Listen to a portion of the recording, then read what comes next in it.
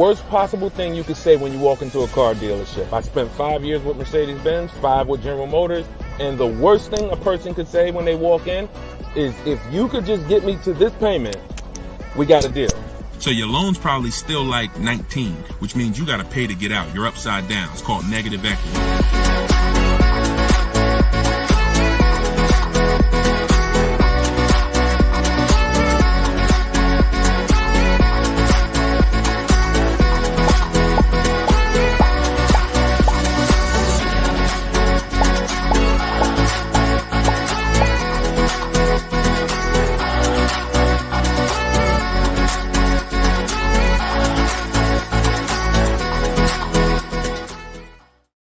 Welcome, everybody. Welcome to episode 7, I believe we're on, of Car Shopping Questions and Answers.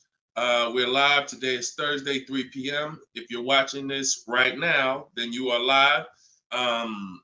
What we're going to start doing is we're going to start letting you know, because we do rebroadcast these shows all day, so you can, catch up on them. You can send friends and family to watch the rebroadcast. But right now, you are actually with us live.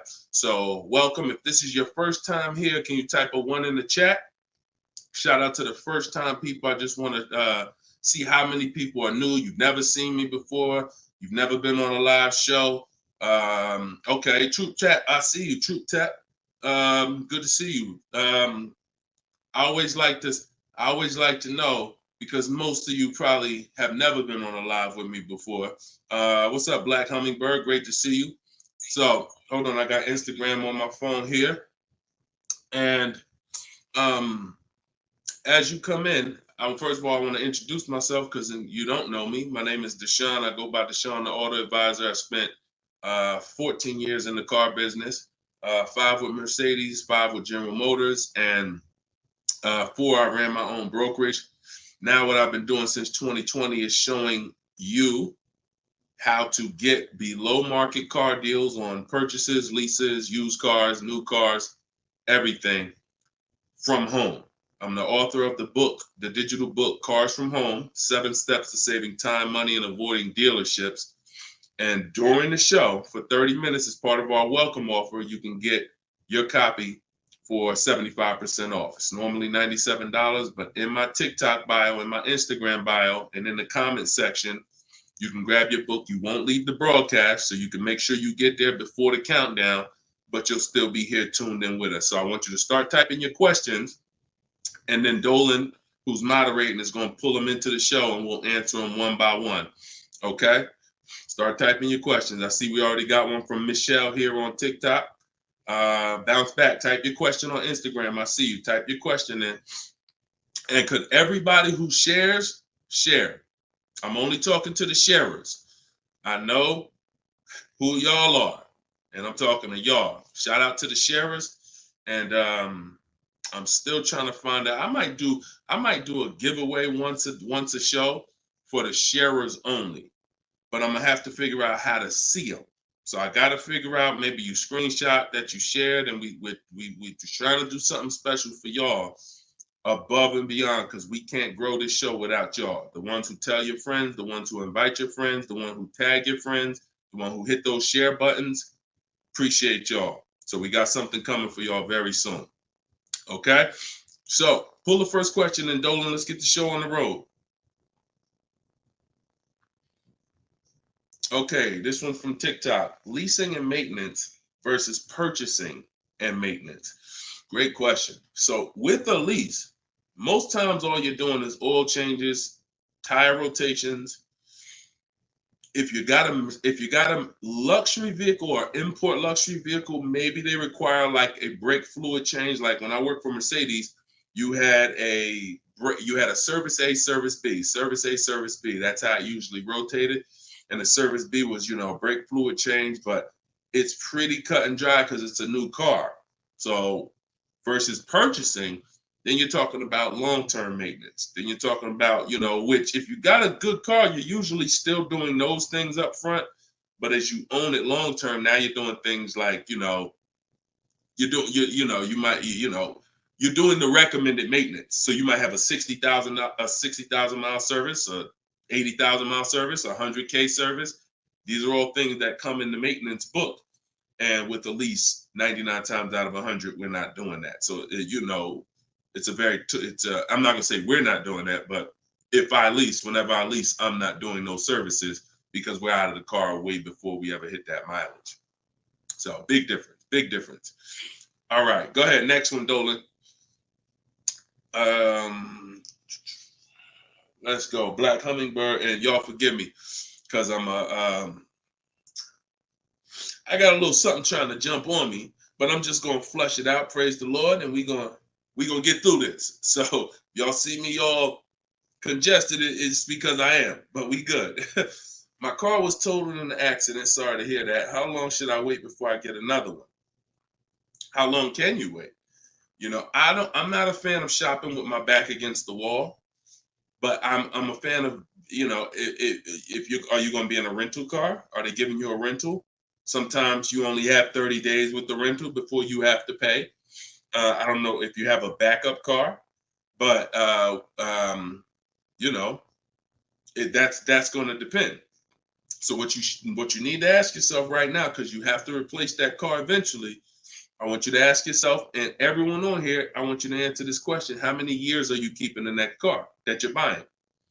But first of all, who's shopping for a car now, or you will be in the next 12 months? Type me in the comments. If you're shopping right now, like Deshone, I'm in the market right now, or you will be in the next 12 months, type me in the comments.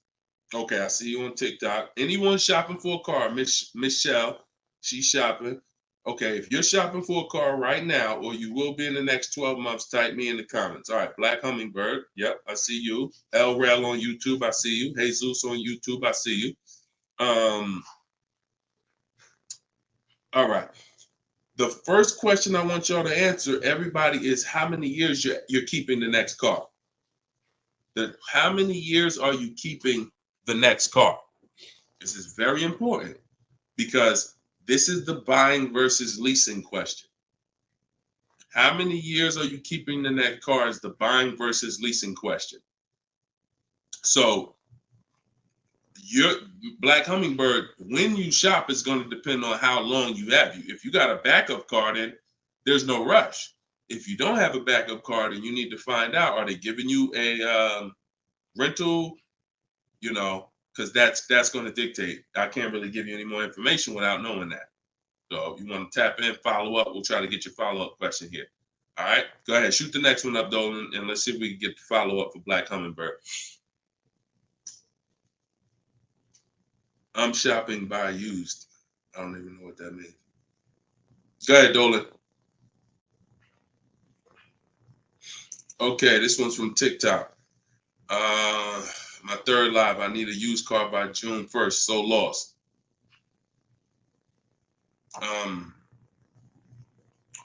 Where you lost? Everyone learns differently. So you have to ask yourself, how do you learn? There are people on these lives, we've already gotten DMs and emails saying that people use the show, they use the strategy, and they got cars. So we've already got, and we've only been doing these shows for a couple weeks now. That's because they can learn that way. Somebody else who can't, you got to be honest with yourself, but I give you the information in multiple different ways. In my book, if you're a book person, in my video library, it's up to you. But if you're sitting here, because everything we do on this show, I try to break it down. No, we don't rush through answers. I don't give y'all one-word answers. Every question, we pretty much take it and we break it down to the nth degree. And some of the things you guys have similar questions, so we've answered them on multiple shows.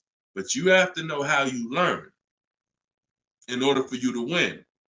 Okay? If you're lost here, then you could stick around and we'll continue to do what we do here. But you have to know how you learn. That's why we make information available in a multitude of ways. You see people who have my book. Some people could piece deals together with my social media videos, even though they're all different topics. Used cars, buying cash, leases, they're all different types. So you got to really piece them together. Some people do it that way. It's up to you. But don't just sit there struggling, man. Not at the cost of what it costs. Not at what it costs. All my information is available and it's affordable. Some of it's free, a lot of it is free. But every single product I offer, from my coaching program to my book, it's all affordable. So get in where you fit in, brother. That's really the best advice I could give you. All right, go ahead, Dolan. Shoot the next question.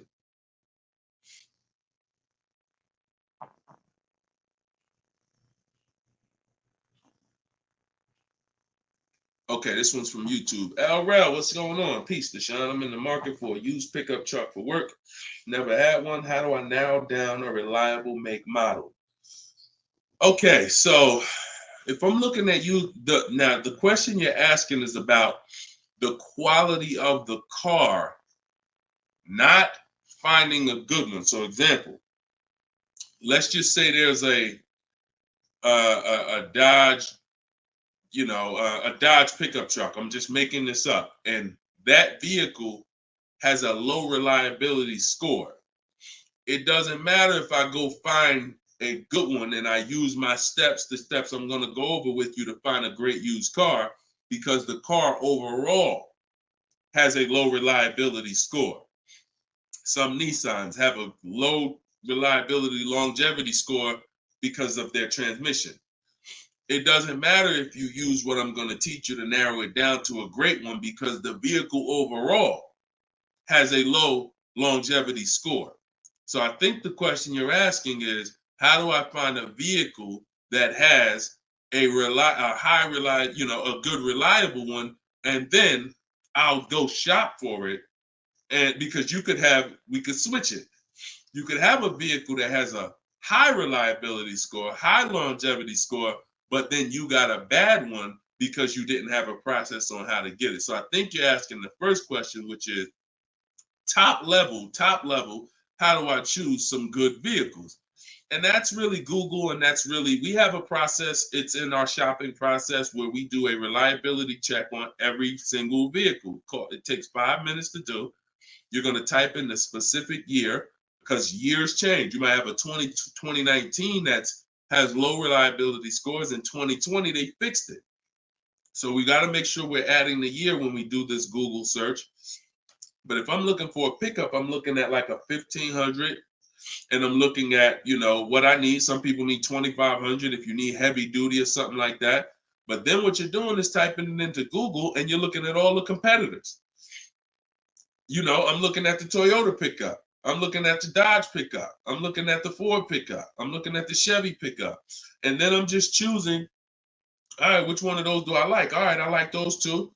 Then I'm deciding which one I'm going to like. Now, if you're buying used, you can't test drive it, because you can't test drive a used car until literally you're ready to take it home. You can't go and test drive one here, because the one you end up getting may drive totally different. That's just the way it is with used cars. So oftentimes what you're doing with used cars is you're looking at it, you're looking at videos on YouTube, but you're going to narrow it down to what you like, usually what you see in supermarkets, parking lots, on the road. Oh my goodness. Lord Jesus, help me get through this. And then what you're going to do is you're going to do that reliability check.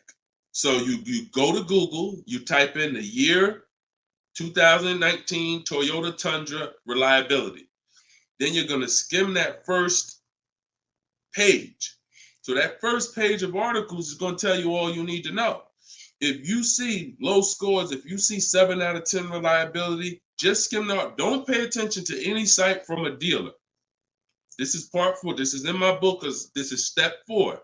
Because the next step after this car passes this test is now we're going to shop for it. You can't skip this. So that's why this is a really good question. Some of you are skipping the process of doing a reliability, longevity, and initial quality check on the cars you're getting. And that's why you get cars that are in the shop every 90 days. It's not because you bought a bad one necessarily. It's because the car itself has a low rating. Transmission's going out on you because you didn't do a longevity check to see that that car is known to have transmission problems at 80,000, 90,000 miles. So if you skip this little 5-minute step, it could cost you thousands of dollars. So you want to do that reliability, skim those articles. And then because you're keeping long term, you're not leasing, you're going to do the same thing with longevity. So you're going to type in 2019 Toyota Tundra longevity. And that's when you're going to see what they're saying about the car long term. Does it, transmission issues, engine issues? Sometimes it'll say right at the top, these cars are known to last 200 to 300,000 miles when properly serviced. Then then the only mission is, all right, the car itself has great scores. Now I have to find a good one. Okay?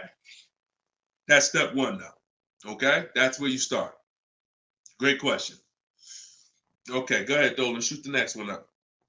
All right, we got Philip on Facebook. Would you say buying or leasing is better right now? Also, what about down payment with leasing?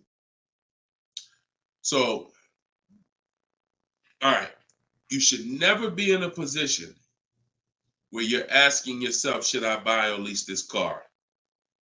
Based on what you feel. Yeah, so I feel like I should buy. No, the buying or leasing question is based on how long you're keeping the car. I have something that I do that I teach called the 8-year rule. The 8-year rule says that if you're not buying a car to keep at least 8 years, you should be shopping for a lease. Reason being is there is no way for you to get a great deal on a car if you buy it when you should have leased it. Because lease deals, when you get a great lease deal, it's so good, it's so low, it's so much less money out of pocket that it will take a buyer years to catch up with you. We did a scenario in the last show where we compared this deal that one of our students got, Frina, who uses my stuff. And anyone who's using my stuff is going to get these deals if you follow my process. It's not, you don't have to be great. You could be a bad negotiator. It doesn't matter. As long as you know how to use a computer and do copy and paste, you can get these deals.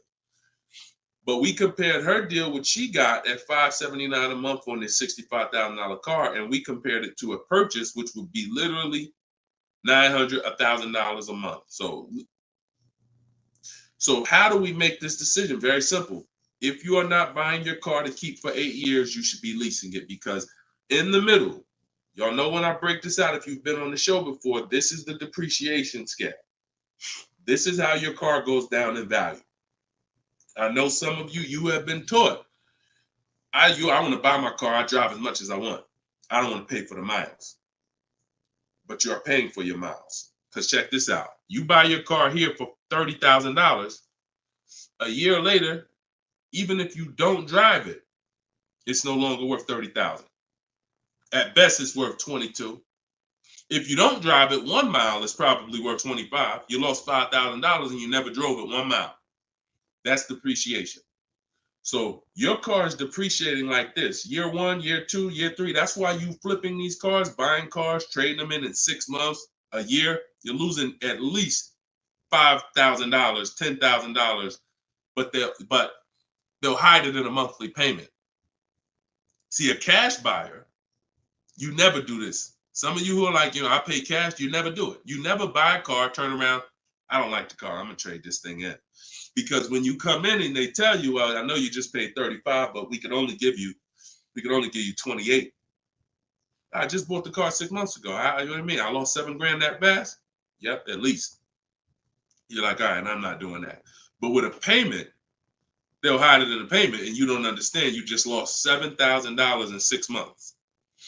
So this is how you have to see this short-term ownership when you buy a car. My car is going down in value 20% the first year, 15% the third year. It's losing thousands of dollars. But if I keep it a long time, 7 years, 8 years, it starts to level out where I'm not losing that money anymore. If you have a car outside your house right now that you've had for more than 8 years, I want you to type the number of years you've had the car. Everybody on here, we're live. This is our 3 p.m. Thursday live show. This isn't a rebroadcast. So tell me right now, everyone who has a car outside, type how many years you've had the car. How many years? If it's 8, if it's 9, 10, 12. Had somebody on the last broadcast, somebody said they had like a 15-year-old car outside. You'll notice this, Gilda, you got an 11-year-old car outside. Here's what you'll notice. Your car is no longer losing value like this every year. Your car is no longer losing value like this every year. You're going to look and say, if let's assume right now, Gilda, your car is worth, I'm just making up a number. I don't know the car, nothing. Let's say it's worth $8,000. A year from now, it's going to be worth close to $8,000. Probably worth 75. That means you've won.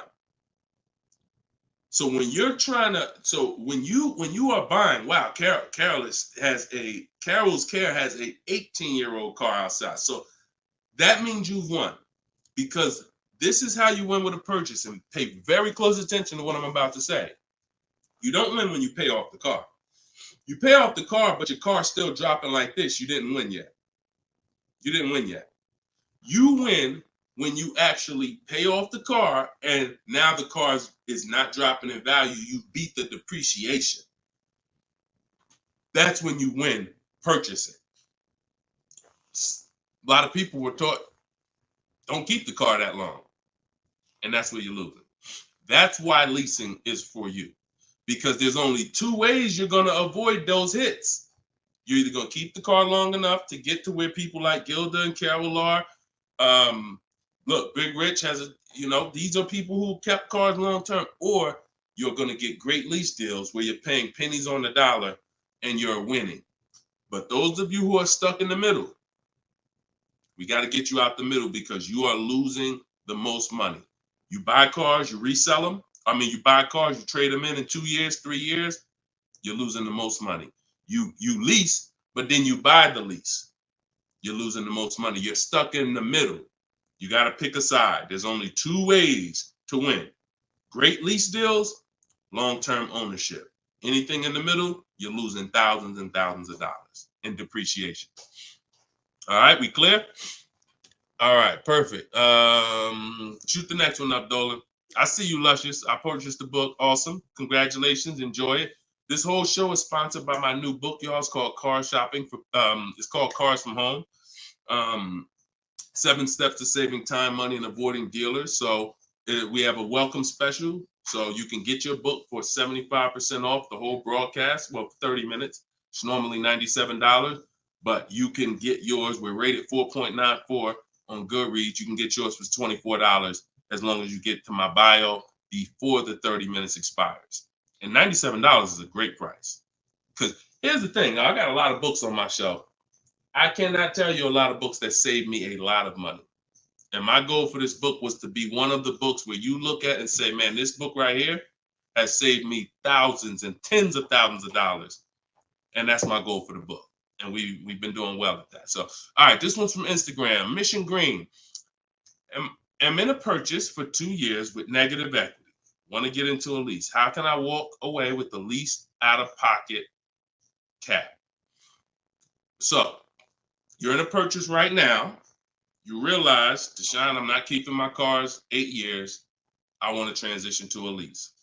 Okay, so what you're going to do, the first thing you're going to do is an equity assessment. Equity assessment is when you find out you're going to get the highest bid, because we never sell a car. We don't trade cars. We never replace a car without getting bids on it. We never buy a car without getting bids on it. We never take a loan without getting bids. So what we are doing is we need to get bids, because bids are going to tell us what is the highest offer we can get for our car, which means that would be the smallest amount of negative equity we could possibly have. So as you get these bids, you're going to get your payoff from your bank, call your bank, get your payoff, then go to CarMax. We like to get 6 bids. CarMax, Driveway, Carvana, Kelly's Blue Book Instant Cash Offer. Do not use kellysbluebook.com. It's nothing but a marketing website that it does us no good. Kelly's Blue Book Instant Cash Offer. Auto Nation Sell My Car, and Car Guru Sell My Car. Now, that'll get you 6 offers. And once you have those 6 offers, you'll know this is what my best case scenario is when it comes to my negative equity. That's my best case. There's 2 ways to get out of negative equity and get a car. There's 3 ways to get out of negative equity, but one of them doesn't lead to a car right now. So we're talking about the first option. That's what you do, and you want to pay the difference. So you're going to get all those bids, and you're going to look and say, okay, I got a $4,000 negative equity if I sell my car to AutoNation. They're the highest bid. Highest bid, $4,000 negative equity. I would not be taking any other money other than the putting it to the negative equity. If you got $4,000 in your pocket or anything and you're like, hey, should I put this down? No, we're going to get the next car with no money down. We need to minimize our negative equity by taking the highest offer from the online bidders. Now, once that happens, we close the gap, and that's the way to move. That's the best case scenario. So if you can't do that, then what you're going to do is you have to trade. This is the only time we trade cars. There is no other time where we are going to trade a car, because you don't get the most money trading a car. You don't get the most money trading anything. If you think about it, if you got a lawnmower and I got a bike, and I'm like, man, look, I'll trade you my bike for your I'll trade you my bike for your lawnmower. Neither one of us is really getting the most money that we could get. That's a trade. It's like a little compromise. I take a little less because I got something you want, you got something I want. It's different than me saying, you know what, I got a bike. Let me see the most money I can get for my bike, and then I come back and pay you for the lawnmower. And this is how you have to see it. This is why we don't trade. Because when you trade, you're not making the buyer win a bid. You're not making the buyer bid. You're just saying, whatever you could pay me, I'll take it. That's why the first option I just laid out is the best option. But some of you don't have the cash to pay the difference. So you have to now forget about the old car right now. You shop for your new car and you get bids. So let's just say in that example, I find out I'm you. I can't cover the difference and sell to the online bidders. Now I'm going to start shopping for my lease. So let's say I'm shopping for a Jeep Grand Cherokee. I get my offers. I find out who wins the bid. I identify you're the highest bidder, and I'm going to that dealer and saying, okay, you're the best bid. Can you tell me what you could pay for my old car? I'm not telling them what I owe. That doesn't matter. I'm just seeing, what could you pay for my old car? And then I'm going to have them get an offer. Now, it's not, in 99% of the time, you guys, it's not going to be what you thought it was.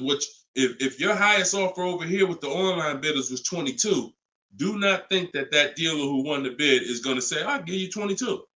They probably say, the most I can pay for it is 20. And you have to take it because they can't win both bids. That's just almost impossible. The fact they're going to outbid all their competition on the car you're trying to buy from them. So I beat all these other Jeep dealers to win your business, and I'm going to beat CarMax, Boom, Driveway, all these other companies and pay you more for your trade. That's not going to happen. So that's why I say the first option is the best, because the second option, you're going to have more negative equity because the dealer cannot pay as much as the online bidder. So now that's what you would do, and you would tell them, okay, please add it to my deal, and you'd have to roll it into the lease over there. Third scenario where you can't get out is if you have too much negative equity. You're either going to need cash or you're going to need to pay the loan down. It's that simple. Because when you bring that negative equity over, the bank only has a certain amount that they're going to approve. If you're buying a $40,000 vehicle, they're not going to approve $55,000 because you got all this 10 grand negative equity, 12 grand, you're just trying to slap it on. You can have a 900 credit score. That's why I call negative equity the bad credit for people with good credit, because it can literally prevent you from getting a car. So that's when you have to pause, or you got to put money down to try to get within the loan to value ratios. And that's why I say stay out, get out of negative equity and stay out of it. And 99 times out of 100, the reason for your negative equity is you don't lease. You don't lease. You buy cars, you take out 5-6 year loans on them, God forbid longer, 7 years, 8 year loan, and then you trade those cars in before the loan's paid off. That's what's happening 99 times out of 100 to cause people negative equity. And we got and that's the cause. So I just gave you the solutions, but I also want you to know the cause. And that because you're already moving to a lease, you already understand, which is good for you. You already understand, all right, I'm not buying cars anymore until I want to keep something 8+ years. I'm going to start leasing. So this should be your last time ever having negative equity. Okay? Great question. All right, Dolan. Let's throw the next one up. Great question, Mrs. Green. Mission Green. All right. We are live, y'all. It's our Thursday, 3 p.m. live show. Shoot your questions in. Dolan's going to pull them in one by one. We're going to try to get through as many as we can. What's the best way to start about negotiating from the online price? Is this for a new car or used car? This is RT. I don't want to mispronounce your name. How do I get your book? S. Lewis, it's in the comments. Dolan, can you make sure we got the comment for S. Lewis here on YouTube? For those on YouTube, in the comment, we should have a pinned comment where you can just click it. You go to deshonsbook.com, or you might be watching us on a screen. If you're watching us on a television screen, you can scan that QR code with your phone, and you can get it that way. If you're watching us on TikTok or Instagram, you can go to my bio. There's a link in my bio, and you can grab your copy. And you won't leave the broadcast. You'll still be able to hear us, but you can get your copy before that 30 minutes expires and the book goes back up to $97. Okay, when are you really live? I'm live right now, TFD. I don't want to mess up your name. So, all right. So I can't wait for you to answer, but what's the best way to start negotiating from the online price? So let's just assume are you talking about a used car? If you're talking about a used car, here's what you got to know. There's two types of dealers. One dealer posts great prices and sells cars very fast. That's I didn't witness this until I worked for a Lexus deal. I worked for Lexus for like 6 months. It wasn't for me. Great car, but it wasn't for me as far as the dealership. It's just I had already sold Mercedes. Mercedes was a little bit more exciting clientele because it's just a bunch of different people. There's luxury people, there's sports people, there's performance people. So I went back to Mercedes. But what I saw with this dealership was big on volume. Great price, not going to mark the car up a lot. So if you come in thinking, or if you call thinking, hey, take $3,000 off because you're programmed to negotiate, you're not programmed to know a good price. See, when you know the used car market, which is what I teach, this is what I teach in my book, it's what I teach on the show. You need to know the used car market because, and remember what I'm about to say, this is very important. What's hurting you is you don't even know a deal when you see it. I've had people who are looking, I'm literally making them an offer that I know the dealership is daggone my manager don't even want to do this deal, but they need it. We need the deal. We behind on our numbers. I'm selling the car. We ain't making, it's like pretty much a break even triple net deal. And they're still looking and questioning it. There's nothing we can do. And the reason why I never get in that situation, and the people who listen, if you listen to me, you'll never be in that situation, is because when you have multiple offers, you know a deal. See, the reason why those people would question if this was a deal, they didn't have enough offers. They didn't see that there's offers $2,000, $3,000, $4,000 more than the one I was making them to know confidently, Deshone, this is better than every offer I got so far. Let me take this and get up out of here.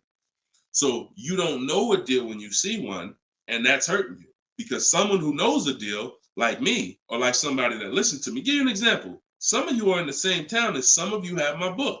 And some of you are actually shopping for the same car that someone else on here is shopping for. that means y'all are competing.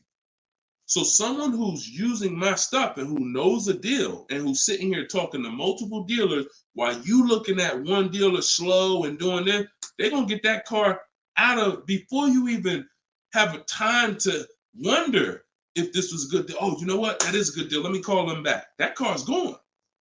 It's gone. So that's the first type of dealer. They price the cars to sell, and they're not going to be online for more than 24, maybe 48 hours, and they're gone.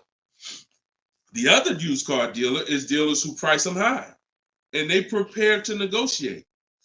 They're ready because they know people want to see a discount, and they're waiting for somebody like you to come in and say, okay, knock $2-3 grand off, you know.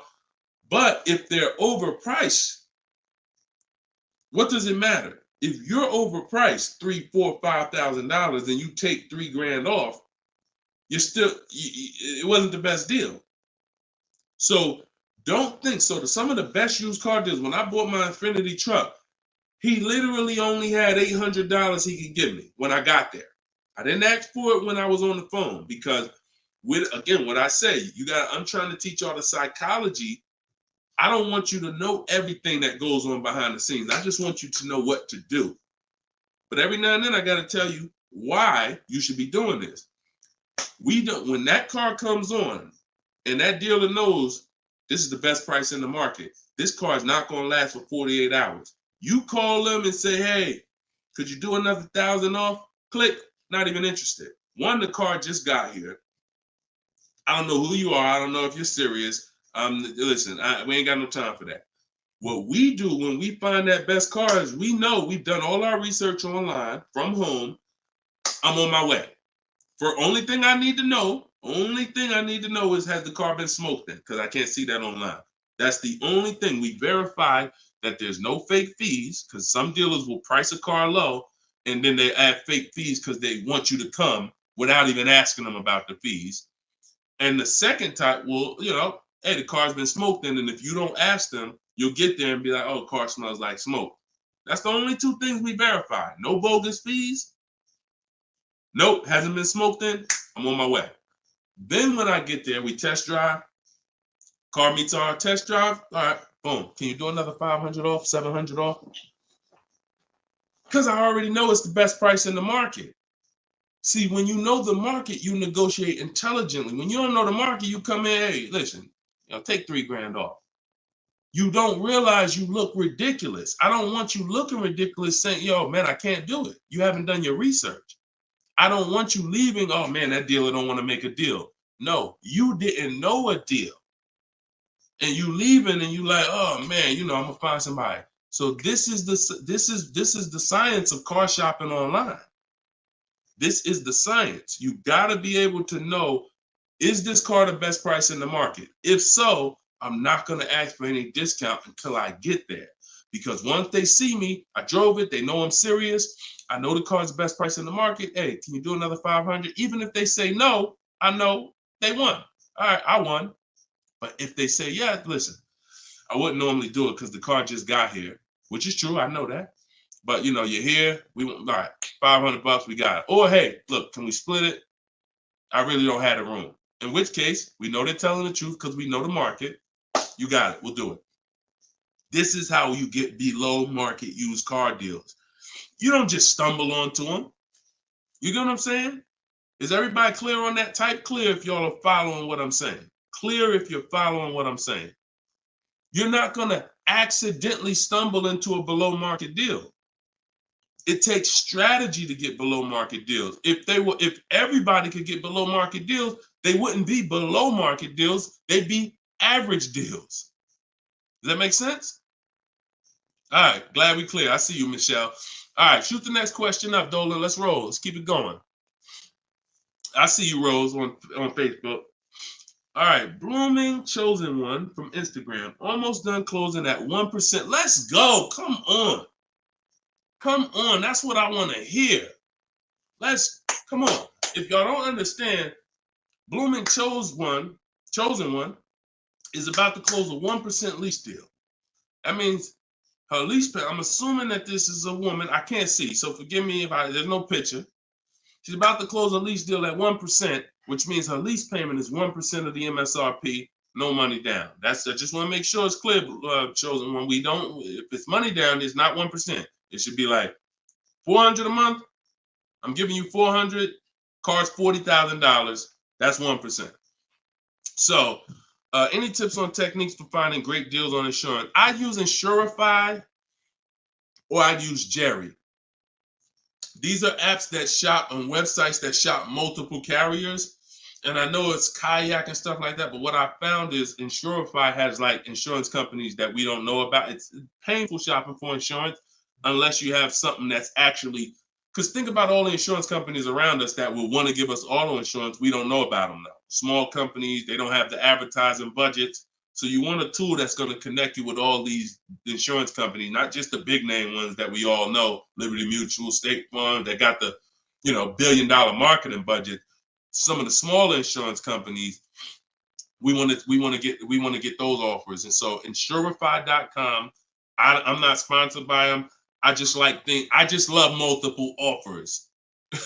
So I love multiple offers. And so any tool that gets me multiple offers on anything, I love. So yeah, that's what I would say. So keep me posted. I told you, I want to see your deals. See, she ain't even say what car she's looking at. That's how we know. See, people with no skills, all they talk about is the car. Just got the new Range Rover. Yep, just treated myself. Retirement gift. All they talk about is the car. And I'm not stepping on your toes, but you like Deshone, that's me. That's me. I know who I'm talking to. When you start getting skills and buying cars, making people bid 90 minutes from home, using my systems, the first thing that you're excited about is the deal. The car is second, but the deals, once this deal's closed, now I'll get excited about the car. All right, good job. Great job. I love it. Go ahead, shoot the next one up, Dolan. All right, from TikTok. Is it true that there is no need for down payment? That if you do it, it goes to the salesperson's commission. If you do it wrong, if you are doing a down payment, it's between you and the lender. If you go in and you're a payment shopper, then your down payment is usually going to go to commission. A payment shopper says things like, how much does that car cost a month? Okay, that's a little high. Could you get it to, could you get it like under 6? As a payment shopper. No idea about the numbers, just talking about payments.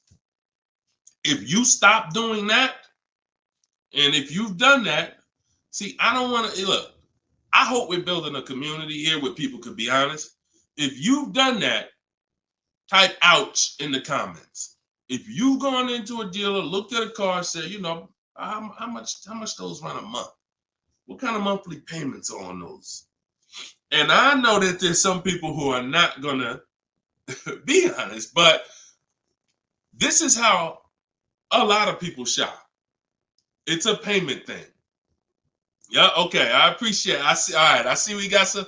All right, we got some people being honest in here. I see you, Michelle. I see you, Bye Lion, not Michelle. So that's where you get in trouble. So what do you do outside of that? You separate the payments from the car. The payment you handle when you're shopping for, look, Byron on YouTube said, ouch, just experienced this past weekend. It's terrible out here. It's great out here for us, okay? It's terrible when you have no strategy. It's terrible if you're winging it. It's great out here for us. Like, and I'm not even saying that, underplaying that. Like, I've been doing this so long, and I got just so many people that done learn from me, and so many people getting cars. I got a private group, so I get to see this stuff. You know what I'm saying? If you guys been on these shows, I share people's stuff. I share Tope stuff, Greg's deal. This is our book, 4.94 on Goodreads. Get your book 75% off, or you can wait and miss the 75. You can pay $97. Either way, it's worth it. Either way, but $24 is better than $97. In my TikTok bio, you got 30 minutes, or in my Instagram bio. But check this out, Kimberly's deal. She saved 20 grand off her Maserati. Look, Bonita, Middle of the pandemic. So we've been hearing since we started this whole thing, yo, it's terrible out here. Man, there's no deals out here. Middle of the pandemic. Look, December 2022. Blood in the streets. Kia Telluride, one of the most popular vehicles of the last 3 years. Bonita, from home. Kia, 2023. 600 down, 600 a month. People paying $800-900. It's people right now that's going to watch this broadcast that has this particular car paying $700,000-900,000 a month for it. This same vehicle. So, Charles, Hyundai Palisade, top 5 most popular vehicles the last 5 years in this category. Look, $597 a month, $48,000 truck. So it's what you know. In fact, it's what you don't know. So I would tell you, yes, when you are winging it, when you shopping, when you just winging it, yeah, Byron, it's gonna seem like, man, it's horrible out here. When you step back and start using my bidding systems and letting these deals come to you, letting loans come to you, you're gonna feel like you're in control. You call the shots. Okay? So that's what I want everybody to know. It's all perspective. You know, somebody who's never had a fight in their life may be like, oh, shoot, I'm gonna lose this fight. Mike Tyson, he's not worried about losing a fight. And I hope he's not throwing this fight. So, another end. It's all about what you know. You learn better skills, you get different results. You keep the same skills, keep shopping like our grandparents shop, keep shopping like our parents shop when there was no internet, keep shopping like it's 2005, you're going to get those same results. All right? Everything I'm talking about, y'all, is in my book. This whole show is sponsored by my book, Cars from Home, 7 Steps to Saving Time, Money, and Avoiding Dealerships. My whole shopping system is in there. You can get yours in my bio. I just said that. So go ahead, Dolan. Shoot that next question up that you had up on the screen. My lease is up this year, but I'm over 4,000 miles, and a car dealer just told me if I lease again that I'll have to pay for the over miles. What do I do? Okay, I want you to know something, and I want you to hear me clearly. Dealers who tell you they'll cover the mileage. I know some of you have heard this in the past. You know, my dealer said if I release a car from them, they took care of the mileage for me. No, they didn't. No, they didn't. Mileage is never taken care of because mileage is between you and the bank. You told me you were going to drive this, the bank, not the dealer. Dealer has nothing to do with the car. Once you drive off the lot, it's between you and the bank. It's between you and the leasing company. So when you go over miles, the bank says they told us they were going to bring this car back with 36,000 miles on it. They already have an estimated value of what they're going to sell the car for, and it's based on 36,000 miles. That's why if we're under miles, we always do an equity assessment. You're going to do this either way, Miss B, but this is one of the main reasons when we're under miles, it doesn't matter, because if we drive less than we told them we were going to drive, we want to see if there's any equity that we can actually pull out. If you didn't know you can sell a lease, yeah, that's another discovery. Aha moment, you can. We've been doing it for years. So, but going back to this case, if you're over miles, you got to pay for it because you can't give it back to them. It comes out of their profit. So what do we do to try to minimize this? One, we don't let a dealer tell us we're going to work this out for you. We have to do our own equity assessment. So you want to see what your position is. You want to call the leasing company, get your payoff. This is the second step in my process. Once you know whether you're going to buy or lease again, that's step one. Now, if you have a car to replace, you own it, you lease it, doesn't matter. Anything you're replacing, we got to do an equity assessment on it. So we're going to call the bank, get our payoff. If it's paid off, obviously we don't have to do that. And then you're going to get that payoff, and then you're going to get those offers I talked about earlier in the show. If you missed it, I don't want to go through the whole equity assessment process because we already did it. And for the people who've been on here, I don't want to repeat the whole thing. But if you go on YouTube, if you go on Facebook, you'll be able to see the broadcast. Go to the section on equity assessment and follow that process, because you need to see, can I sell this vehicle and break even, get out of it? Or if I have a mileage penalty, you know, does it make more sense for me to actually get out now, which in a lot of cases it probably won't because you have payments remaining. So if you got out now, see, if you sell it, it's clean. So if you sell it, and it goes back to what we were talking about with what somebody asked the question about the negative equity. Let's just say I'm you. I do my equity assessment. I find out to get out of the lease, I got to contribute like $1,000, but I could get out now. When I sell a lease, there's no penalty. It's literally no payments due, nothing. It's everyone's whole. That's the only way everyone's whole. My second option is I got to account for the payments I have left on my contract. If I got 5 payments left at $500 a month, that's $2,500. Does it make more sense for me to get out now and pay those payments? Probably not. Or does it make more sense for me to just wait and take the mileage penalty? So those are the 3 things you're comparing. Selling the car, and you're seeing what's the least money that comes out of my pocket. What's the best of those things? Selling the car, getting out now and taking the payment hit, because all those payments are going to be due. They're going to have to be rolled over to your next vehicle, or driving the car until you get close to the end of the lease, and maybe maybe it depends on how much you drive per month. And maybe you're 8,000 miles over, and that's a $2,000 mileage penalty. So these are the things you have to think about. But I'm telling you that if you just walk into a dealer and say, hey, could you work this up for me? Now you don't even have the luxury of guaranteeing you got the best price on the car. So now, because they see you as desperate, oh, she needs help. She don't know what she's doing. So let's just work these numbers, move these numbers around, and tell her, hey, we got you to this payment. Does that work? Now you're a payment shopper and you don't even know. Just give me to a monthly payment that makes sense. You didn't realize that you overpaid, and they're packing that deal, and you overpaid by probably $4 or $5 grand because you wanted to let them do it. So those are 3 scenarios, and it all starts with the equity assessment. Because like I said, you might be able to do that equity assessment and find out, oh, I could come up with $1,000 and I'm out of this thing clean right now. Or you might break even. It depends. That's why it's always an equity assessment. Equity assessment is probably everything in our process is important, but my God, skipping the equity assessment, you're skipping probably half of your transaction. Okay? And if you don't know how to do equity assessment, watch the show earlier. If you have my book, it's all in there. It's up to you. Go ahead, Dola, shoot the next question. Bought your book. Thank you for doing this. Thank you, Michelle. Enjoy it. Use it. Use it and win.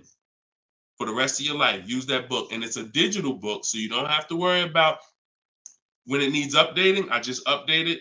You'll open it one day. Like, let's say you get your car now. A year from now, you open up that book and you're like, all right, I need another car. My spouse need a car. My child need a car. Man, wait a minute. There's different stuff in here.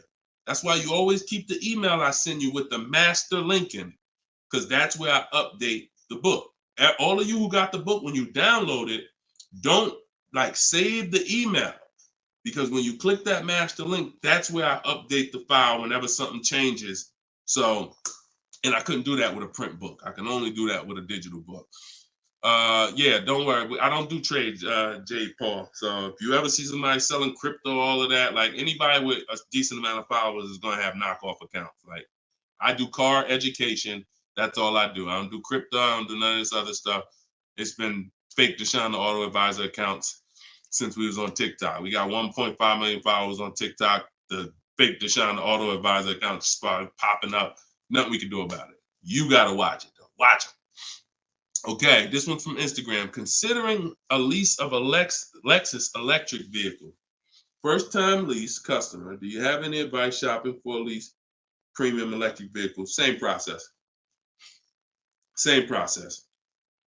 My system doesn't change. I'm gonna tell you, there's only one scenario where it changes, but electric cars, look, doesn't matter. Look at Sean. Bids. F-150 XLT electric. Bids. $73,000 vehicle. He got it for 57. He saved over 20 grand. Bids. That's electric.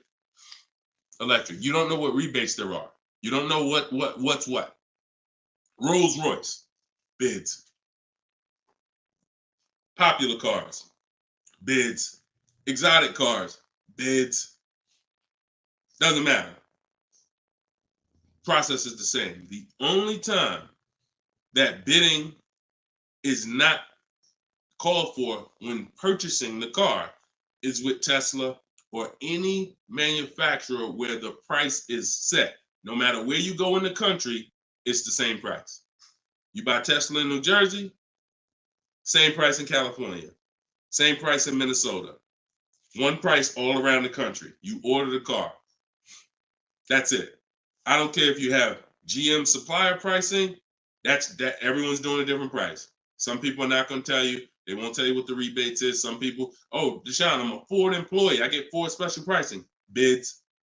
Because 80% of dealers are going to lie and not give you the real Ford special pricing.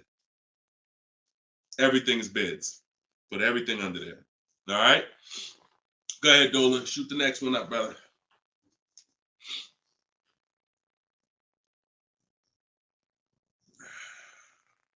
No, you don't bid. You don't bid, Coco. You're making people bid.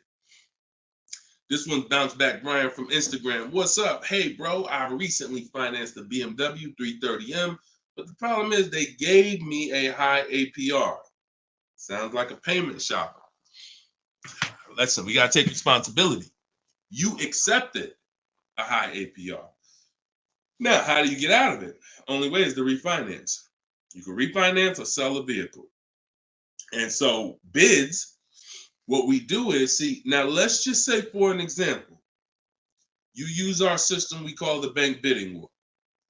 Bank bidding war is 3 rounds. We check to see if there's any special interest rates. 1, no special interest rates on the car, which a BMW 330M, probably not. You never know. But then if there's no special interest rates, we go and we get bids and we find a dealer that's going to sell us the BMW M for the lowest price. And it doesn't matter, popular cars. I had a young lady earlier this year. Well, no, that was last year. She was looking at the brand new X4M, redesigned, just redesigned, brand new body style. She got her offers. Best offer was $3,000 below MSRP. Worst offer was like $5,000 over MSRP. Brand new, newly designed, fresh in the country. No one's ever seen it. Bids, she got $3,000 below MSRP. When people are paying thousands more than that. So it doesn't matter the car. Now, once we, but that's that's the part where I say you separate the loan from the car. You separate the loan from the car. We find the dealer who's going to sell us the car for the lowest price. Once that's done, now this is when we talk about the second round of the bank bidding war, which is my bank, my credit union, online lenders, not the dealer yet. The dealer is round 3. The dealer's banks, the dealer's credit unions, that's round 3. That's the final round. Second round is I'm coming home, getting my bank, my credit union, online, giving them my information, going online, car loans online, looking at everyone that I can find that gives car loans in my area, letting all these people run my credit, because if you do this right, it doesn't affect your credit other than one hard inquiry. It shows all the inquiries on your report, but when you rate shop using the bank bidding war strategy, at the end of the window, it only weighs on your credit like one hard inquiry. But you got to do this in this small window. It takes 2 days. First one is all of those bank, that's the round 2. So now let's say my best rate from that round 2 is 7.9 interest rate. Okay, round 2's done. Now I'm calling the dealer who won the bid, who has my car waiting. I already reserved it. And I'm saying, okay, my bank or this bank gave me 7.9. If you guys can beat it, I'll give you the business. Now round 3 starts. with the dealer going to work. That's when the dealer's bank. See, the problem is the dealer was your first offer for financing, or one of your first offers. The dealer, when properly done, is our last offer.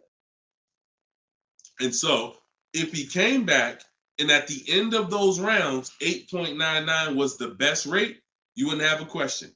You wouldn't be questioning it. You wouldn't be saying, oh, man, how do I get? You would still be considering refinancing because that's still the solution. Whenever rates get lower, you refinance. But you wouldn't be it wouldn't be they gave me that. It would be that was the best rate available at that time. So that's why you need to get bids for future reference. But in your case now, all you can do is find somebody to refinance the loan. And that's what you do. Type in car loan refinance online. Call your bank, call your credit union. Hey, I'm looking to refinance and see if they can be 8.9. Okay. For future reference, though, bank bidding war. Okay. And that's we gotta we need to. I want to get you to the point.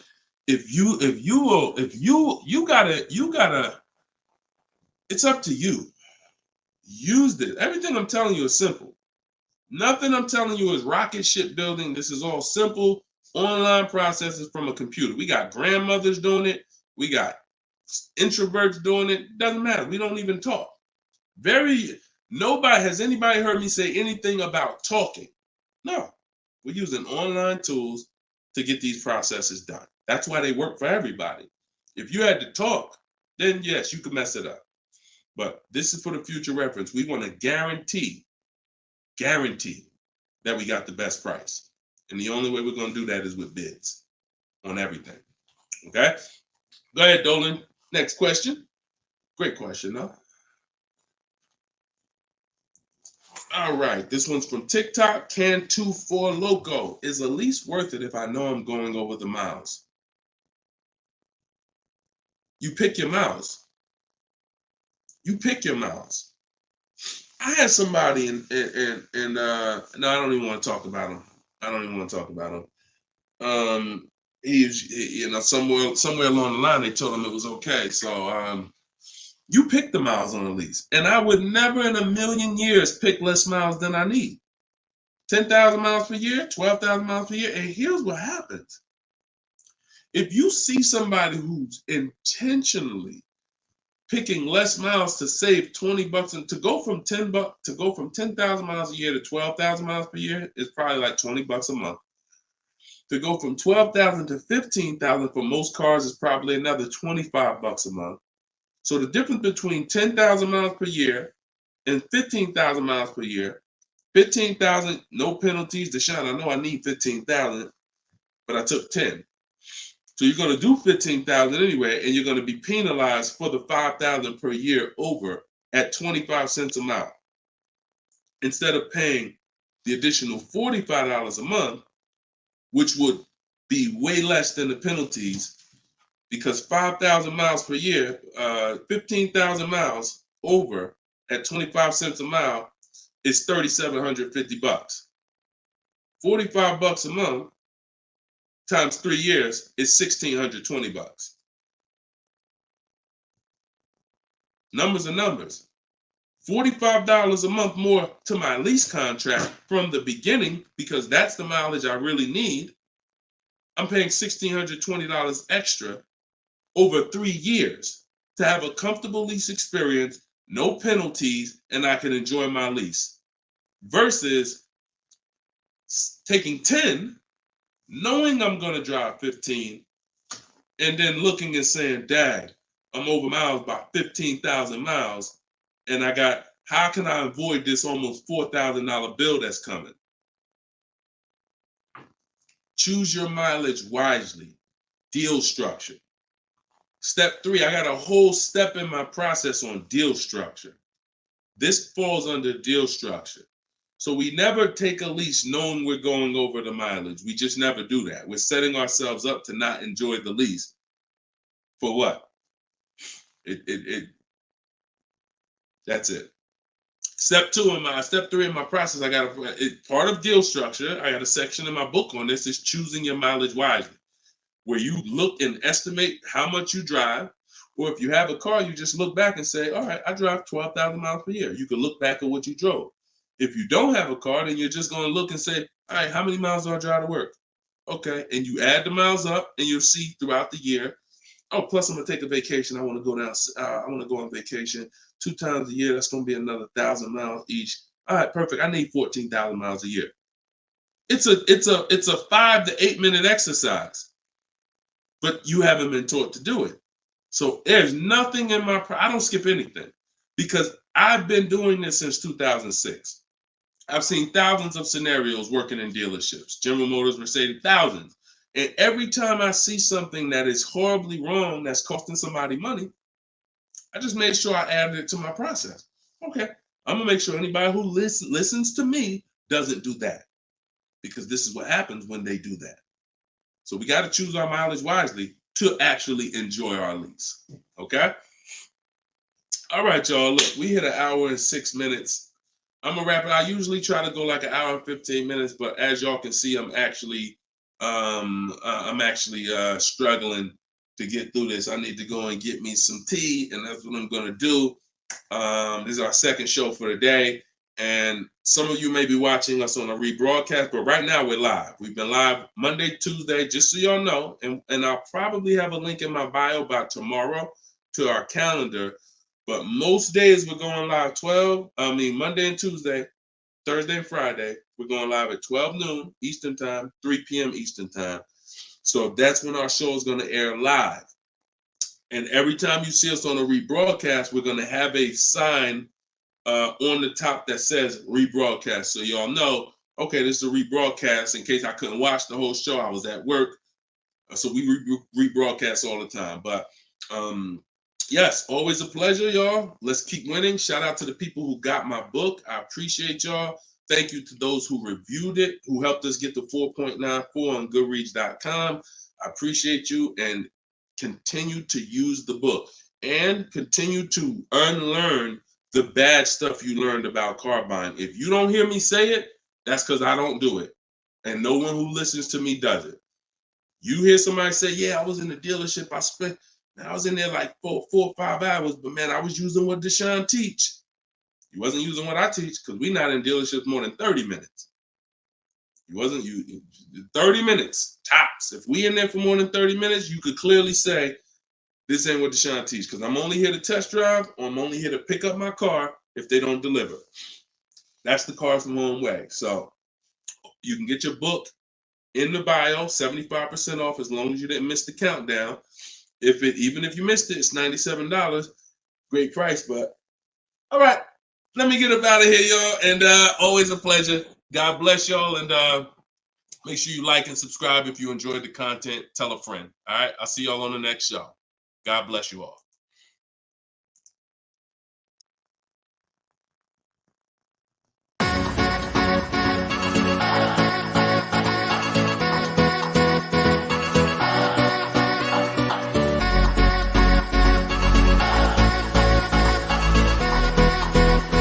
The worst possible thing you could say when you walk into a car dealership. I spent 5 years with Mercedes-Benz, 5 with General Motors, and the worst thing a person could say when they walk in is, if you could just get me to this payment, we got a deal.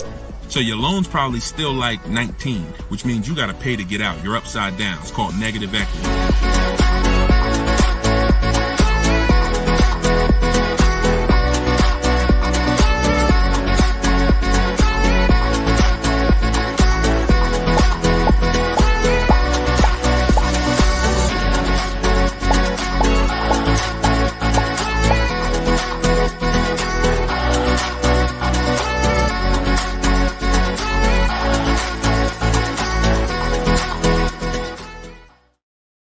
What is going on, everybody? Welcome to episode 9.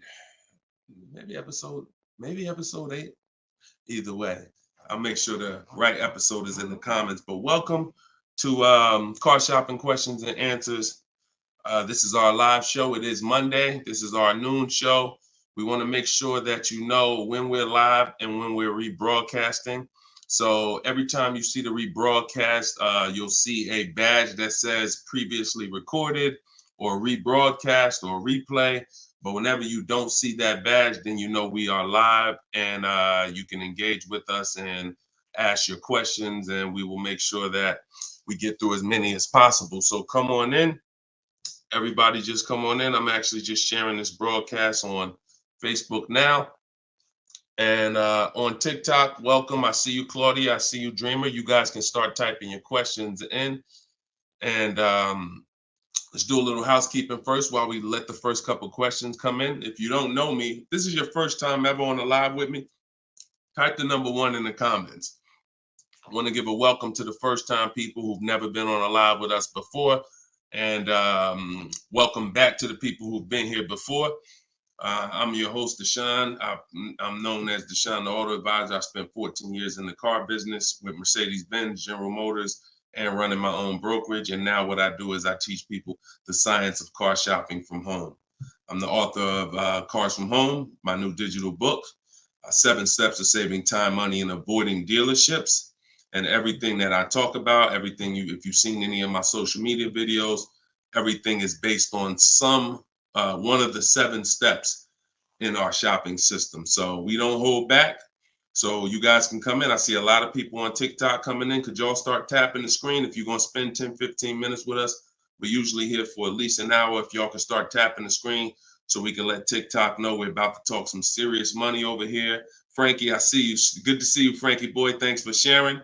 Shout out to the sharers. And whenever we have the first question, we will certainly get down to it. Also, if you, all of you do have the opportunity to get my new digital book at 75% off. I always like to let you know about this welcome offer. The book is normally $97 and it's currently 4.94 stars on Goodreads.com. So thank you to all of you who have taken the time to rate the book, to review the book. But most importantly, thank you to everyone who's using the book so that you can stop car shopping like our grandparents. No offense, but most people are shopping the way our grandparents shopped before there was internet, before there was leverage. And my mission is to show anyone who's willing to listen how to stop doing that and how much money that's costing them today. All right. Did we get the first question yet, Dolan? If not, then listen, you know I could keep talking. Okay, here we go. Instagram. Shout out to Instagram. All right. How long should you wait to refinance? It's a good question. I would refinance when it makes sense. If you have rates are high right now compared to where they were a year ago, 2 years ago, 3 years ago. So if you guys are in a higher interest rate than you could qualify for today, then you want to refinance as soon as possible. If you have an 8% rate and you could refinance to a 6% rate, you guys know on this show, if I talk about the money, 2% on a $30,000 loan is thousands. That's not hundreds. So if you have it, on some of you have improved your credit. So you may have had a lower credit score a year or 2 years ago when you got your car, but now your credit score is higher. So you want to make sure you are following this guideline though. Most of the people who want to loan you money want you to take more for longer. That's just what they want you to do. I am of the mindset of you don't want to stretch the loan out long. You don't want to stretch the loan. You don't want to stretch so if you've already paid for a year or two, you don't want to stretch the loan out longer because they'll want you to take it longer. They'll tell you right up front, if you take a 6-year loan, your payment's going to be this. Meanwhile, you've already paid for 2 years. Don't fall in love with the new lower payment. Fall in love with paying as much as you can at the higher interest rate. So if you can pay a higher payment for 4 years, pay the highest payment you can to get the loan out of the way faster. Don't be tempted to stretch out the loan and go longer with it. Or else you're falling into that trap. Like I said, people want to loan you money, want to lend you more for longer. They take it for 6 years. You could always pay it off earlier. They're hoping you don't. Okay, so that's typically the rules of thumb that I like to follow. All right. This is from Instagram. Well, this is Luna. I was desperate and just got the first deal. I set a very high payment. Can I refinance for a smaller amount? Luna, weren't you on the show a couple days ago? I was desperate and just got the first deal. I set for a very high payment. Can I refinance for a smaller amount? It's probably going to be early for you to do that. Did you? Hold on one second. If you hold on, let me open the Instagram comments so I could actually see. I know Dolan's bringing the comments to the show, but I want to make sure I could actually see the Instagram comments. Hold on. Okay. So because if you just got the vehicle, I mean, you could try to refinance, but it depends on how high of a rate they gave you compared to what you could have gotten if you would have followed like our bank bidding war process. You bought a brand new 24 Mitsubishi. Okay. Haven't you been on the show, Luna? This isn't your first time, right? You've been here. You've been with us for a couple. You've been with us for oh, it was in December 2023. Okay. I appreciate it. Thanks for the information. That's why I wanted to see the comments so I could actually have the dialogue with you. Yeah, I mean, that's all you could do. You could try and you could try to refinance online.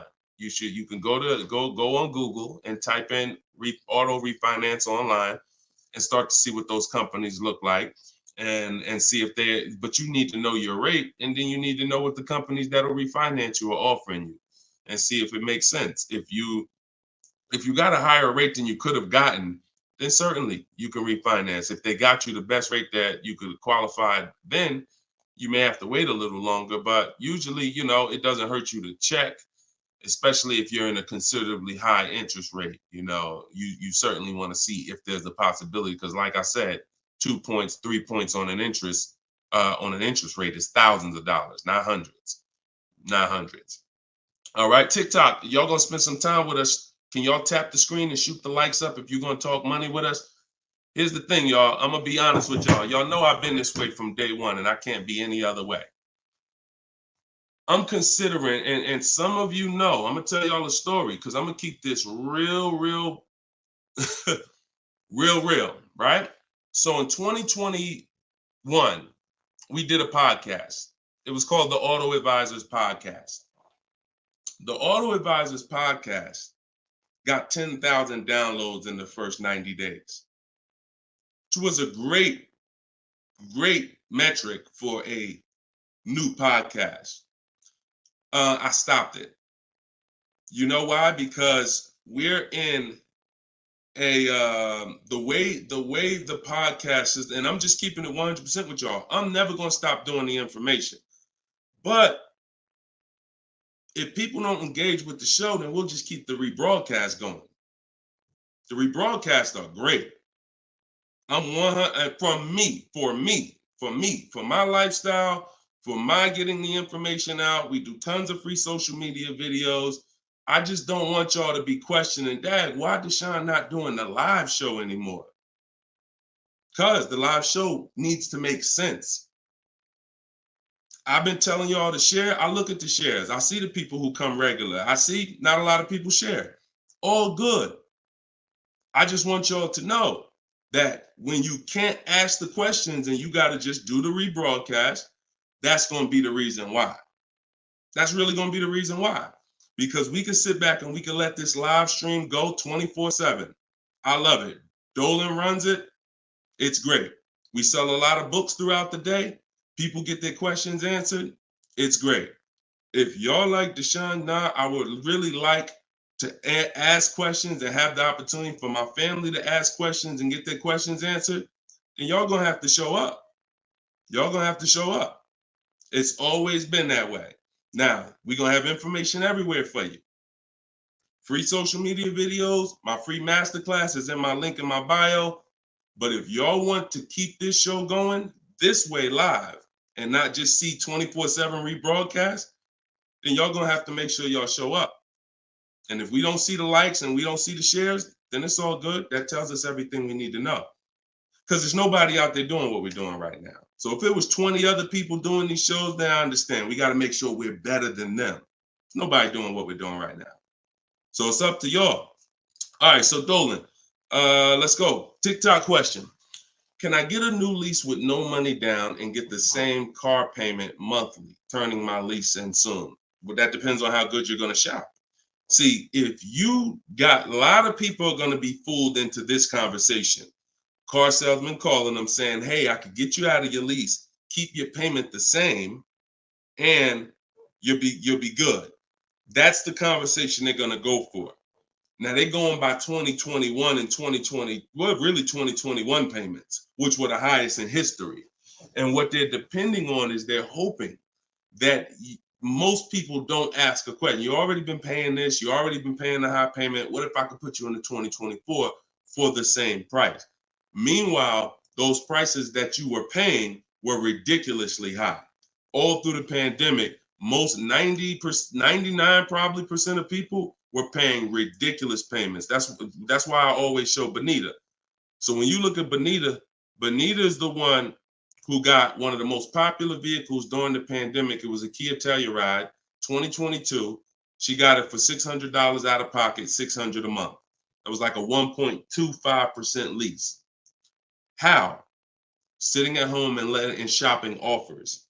So to answer your question, don't comply. Your deal is going to be based on how well you shop.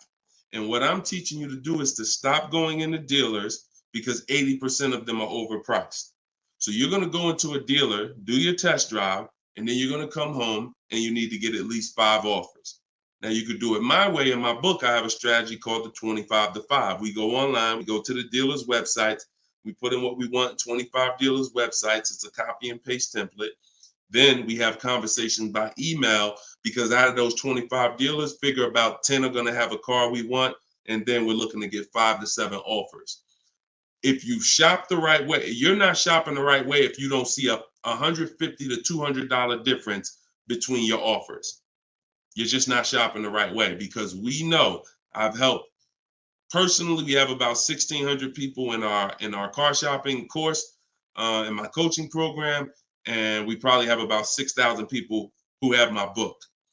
That's enough data for us to know when people send me their deals, 80% of dealers are overpriced.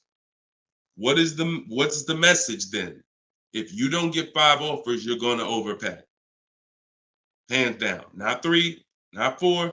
Now, some people with Charles, if they're shopping for a really hot vehicle, like Charles got a Palisade a little while ago, he got 10 quotes. So he reached out to 35 dealers. But look what he's paying. $48,000, almost $49,000 vehicle, he's paying $597. And both of those deals were no money down. So if he didn't know how to shop, then he would be paying $700, $800. Some of you may be looking and saying, Deshone, man, I got a Palisade and I pay a lot more than that. Or, hey, but that's going to depend on how you shop. You must get at least 5 offers if you're truly going to see the bottom of the market, because 80% of dealers, 4 out of 5 are overpriced. So certainly you could do deals with no money down. It's not even a question. And don't pay attention to commercials, because what you'll see is neither one of those 2 deals that I just showed you were from a commercial. They'll probably, when you look at what a commercial says you can lease a Kia Telluride for, especially or a Palisade for, especially a $50,000 Palisade, it would be a lot higher than this, and it would be with 1,000 down plus tax plus fees. That's why you can't pay attention to commercials. So that's the answer. Don't pay attention to commercials and get at least 5 to 7 offers. If you do it my way, it's quick. Takes about 20 minutes to contact all the dealers, and then you're using my email templates. Because what you got here, this is very important, you guys that are going to have conversations with dealers by email. You must know how to keep the conversation on your terms. You must know how to keep the conversation moving forward when people ask you, hey, can we get on the phone? Hey, can I get your phone number to call you? Hey, when can you come in? You must know how to have the conversation stay on your agenda. That's why I wrote the scripts. But even if you're not using my book and my scripts, make sure you are committed to staying the course, that you're not getting on the phone, you're not coming in, and that you're going to be shopping from home. Okay? Because salespeople will try to get you to come in. All right, go ahead, Dolan. Shoot the next one up.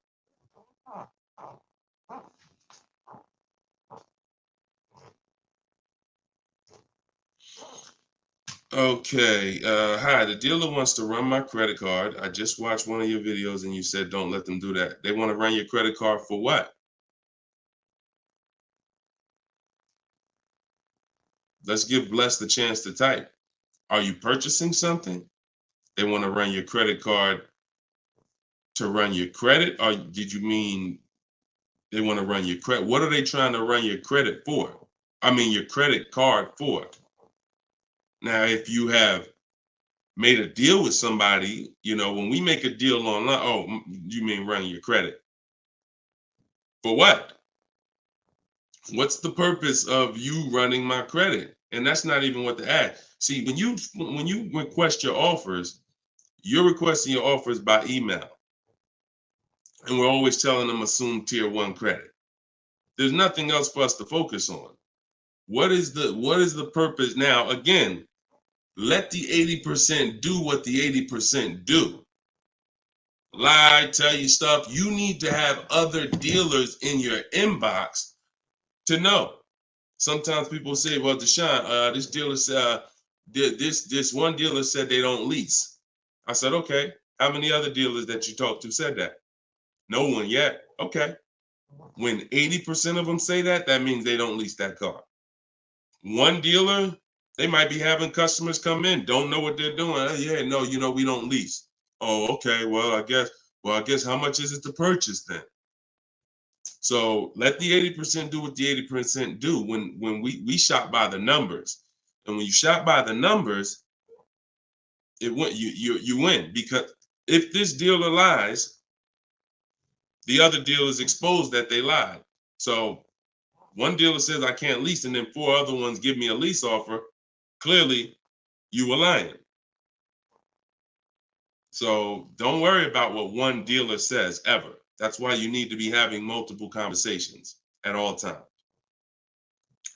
Trying to get my payoff, my car finance. Shoot Jerry's. Can you put Jerry's question up from Facebook here, Dolan? Okay, trying to get my payoff. Thank you, Dolan. My car finance company says contact dealer. Should I contact dealer? What the heck kind of broke leg, half-wit finance company you with if they telling you call a dealer for your payoff?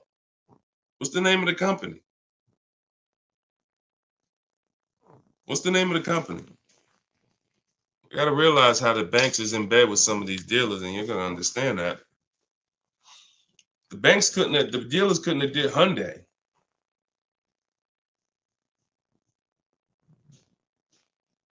Why would they tell you contact the dealer for your payoff? Scumbag. I would call and speak to somebody else. The dealer has nothing to do with the car. If you don't pay that Hyundai, you don't pay your payment for 3 months, is the dealer coming to get the car, or is Hyundai coming to get the car? No, forget about the dealer. The dealer is just a franchise. They're there to sell you the car and put the deal together. Once you drive off, it's between you and the bank. It's between you and the leasing company.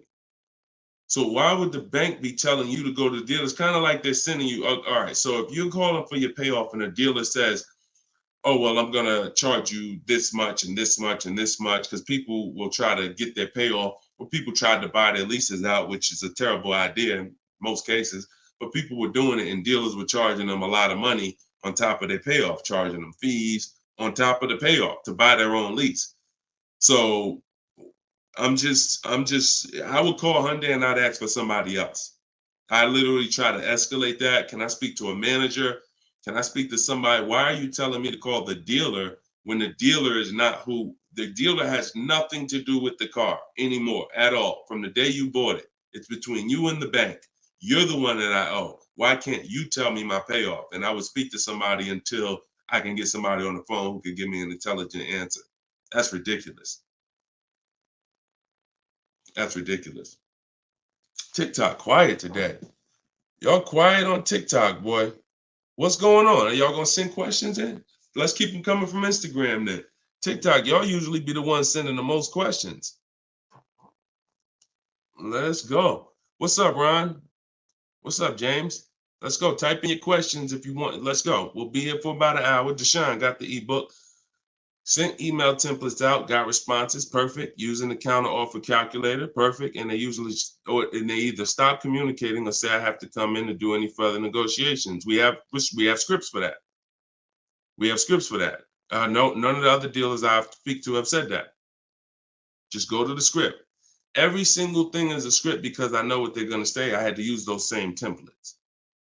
So always keep the conversation. When you make the last counter offer, it's always a question. That counter offer is a question. So now when they come back and say anything, you look for the script that replies to that and keep the conversation moving forward.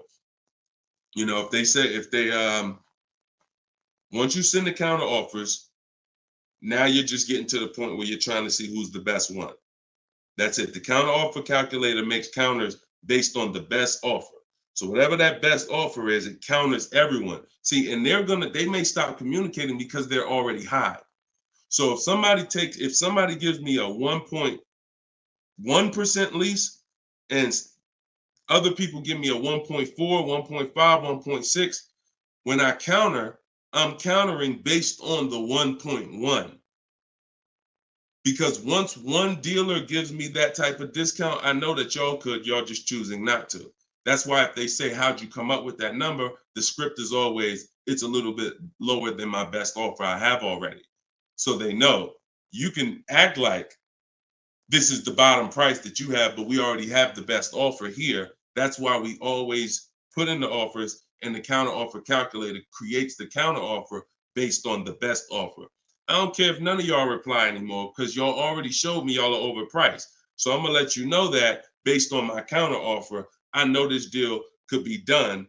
And if the lowest offer, which may happen, says, look, I don't have no more room, I gave you the best, and I snatched that offer. As long as you got 5, then that's really the bottom. And that's the purpose of the counter offer, is to make sure before you close the deal, you have made a counter to make sure you know where the bottom is. But don't let them respond. Forget it. They probably, oh, he made this low offer.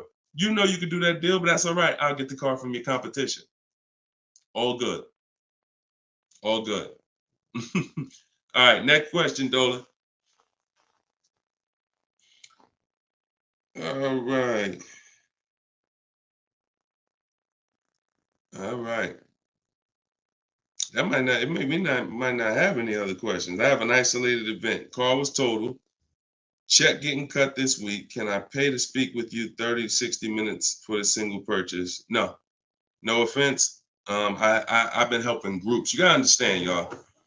Look, I have been helping groups buy cars. Look, let me show y'all something, okay? And I'm saying this so y'all understand, right? Since 2021, this is my private group right here. All right. This is my private group. We have 1,400 people in the group. Now, not everybody who joins us in Maps Academy joins the group, because some people just don't come to Facebook. They'll come on my Zoom coaching calls. But this is how I help people one-on-one. Not even one-on-one. This is how, when you see, can everybody see this? I just want to make sure everybody can see this. This is how I work with people. If you're getting my book, you got my book, you got my strategies. This is what we've been doing. Look at the dates. Look at the dates on these cards. All recent. So I don't work with it. It makes no sense for me to work with somebody one-on-one. I don't have to. The people who have been in my group since 2021, we get to the deals, because there's no situation that you're in that's a special situation. I guarantee you that. It doesn't matter. I've had thousands of scenarios. Nothing that you have is special where it requires this special process. Your car got totaled, you need a car, you're going to follow the 7 steps. That's not going to change. If you don't have a car, you can skip the equity assessment. The rest of the 7 steps apply. It doesn't matter. You think you need a special plan. No, you need a plan. And that's the plan that I have in my book or in my group or what I'm answering here. So you can feel free to ask your question.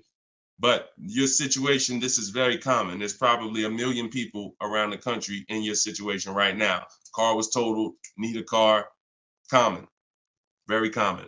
I know it's like overwhelming for you, not for me though. Super common. Okay, yeah, check your spam, Jerry. Check your spam or your junk folder. All right, Troop Tip. You see that question from Troop Tep on TikTok, Dolan? Unless you got something before that. All right, another one from Instagram. I'm looking to get an electric vehicle, and I'm not one to keep cars. I'm interested in getting a lease, but don't really know how the process works. You must get bids. You must get multiple offers, or you're going to overpay. Electric cars, doesn't matter. Same process. Bid, exotic cars. When you look at, Sean's getting an electric truck. He probably got it already. But he sent me this message, and he was looking at a $73,000 F-150 Lightning. He ended up getting $20,000 off the truck. Now he's buying it. He's not leasing it. So, Taupe had an electric BMW lease. She got a BMW i4 e-drive, $54,000. She got her bids. She ended up saving $8,500 total with the rebates and the discount. She's paying $690 a month for a $54,000 vehicle. So these deals that you're seeing, these are real deals. These are below market deals. These are not going to be had going into dealers and negotiating because one, you're never going to get that deal from an 80% dealer. It's not going to happen. An 80% dealer will never discount the car enough for you to get the best price. So you don't know. Unfortunately, there's no sign that's on, hey, we're an 80% dealer. Don't come here. There's no sign. The only way that you know is by getting multiple offers. Now, you could do it manually. You can call around, talk to some sales managers, and try to get at least 5 offers. We do it online. We do it with scripts and templates, and that's what's in my book. So if you just jumped on, my new book is called Cars from Home, 7 Steps to Saving Time, Money, and Avoiding Dealerships. It has all my templates in there, all my scripts. It's normally $97. But while we're on, for the next 30 minutes, you can get it for $24 if you get to my link in my bio before the 30-minute countdown is up. Once the 30 minutes is up, it does go back up to $97, which is still a great price because everything in that book is going to save you thousands and thousands of dollars.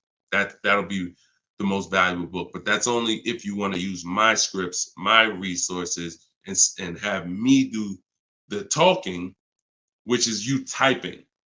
But if you're going to do the talking, then I would call around and I get at least 5 offers, or you're going to overpay. No doubt about it. At least 5 offers. Okay. You can't calculate a lease manually. You can't try to calculate a lease and think. And even if you can calculate a lease manually, you still don't know what rebates are, what incentives there are. Sean didn't know there was $15,000 in rebates. How did he find out? Multiple offers. The best offer ends up revealing, wow, it's $15,000 in rebates on this truck. He wouldn't have knew that just walking in and trying to see, all right, what's the best deal I could get? 80% deal is never going to tell him it's $15,000 in rebates. So multiple offers is a must. Okay. Go ahead, Dolan. Great question. I'm new to your platform. I joined late. What do you recommend I do? I'm not sure I understand the question. What do I recommend you do about what?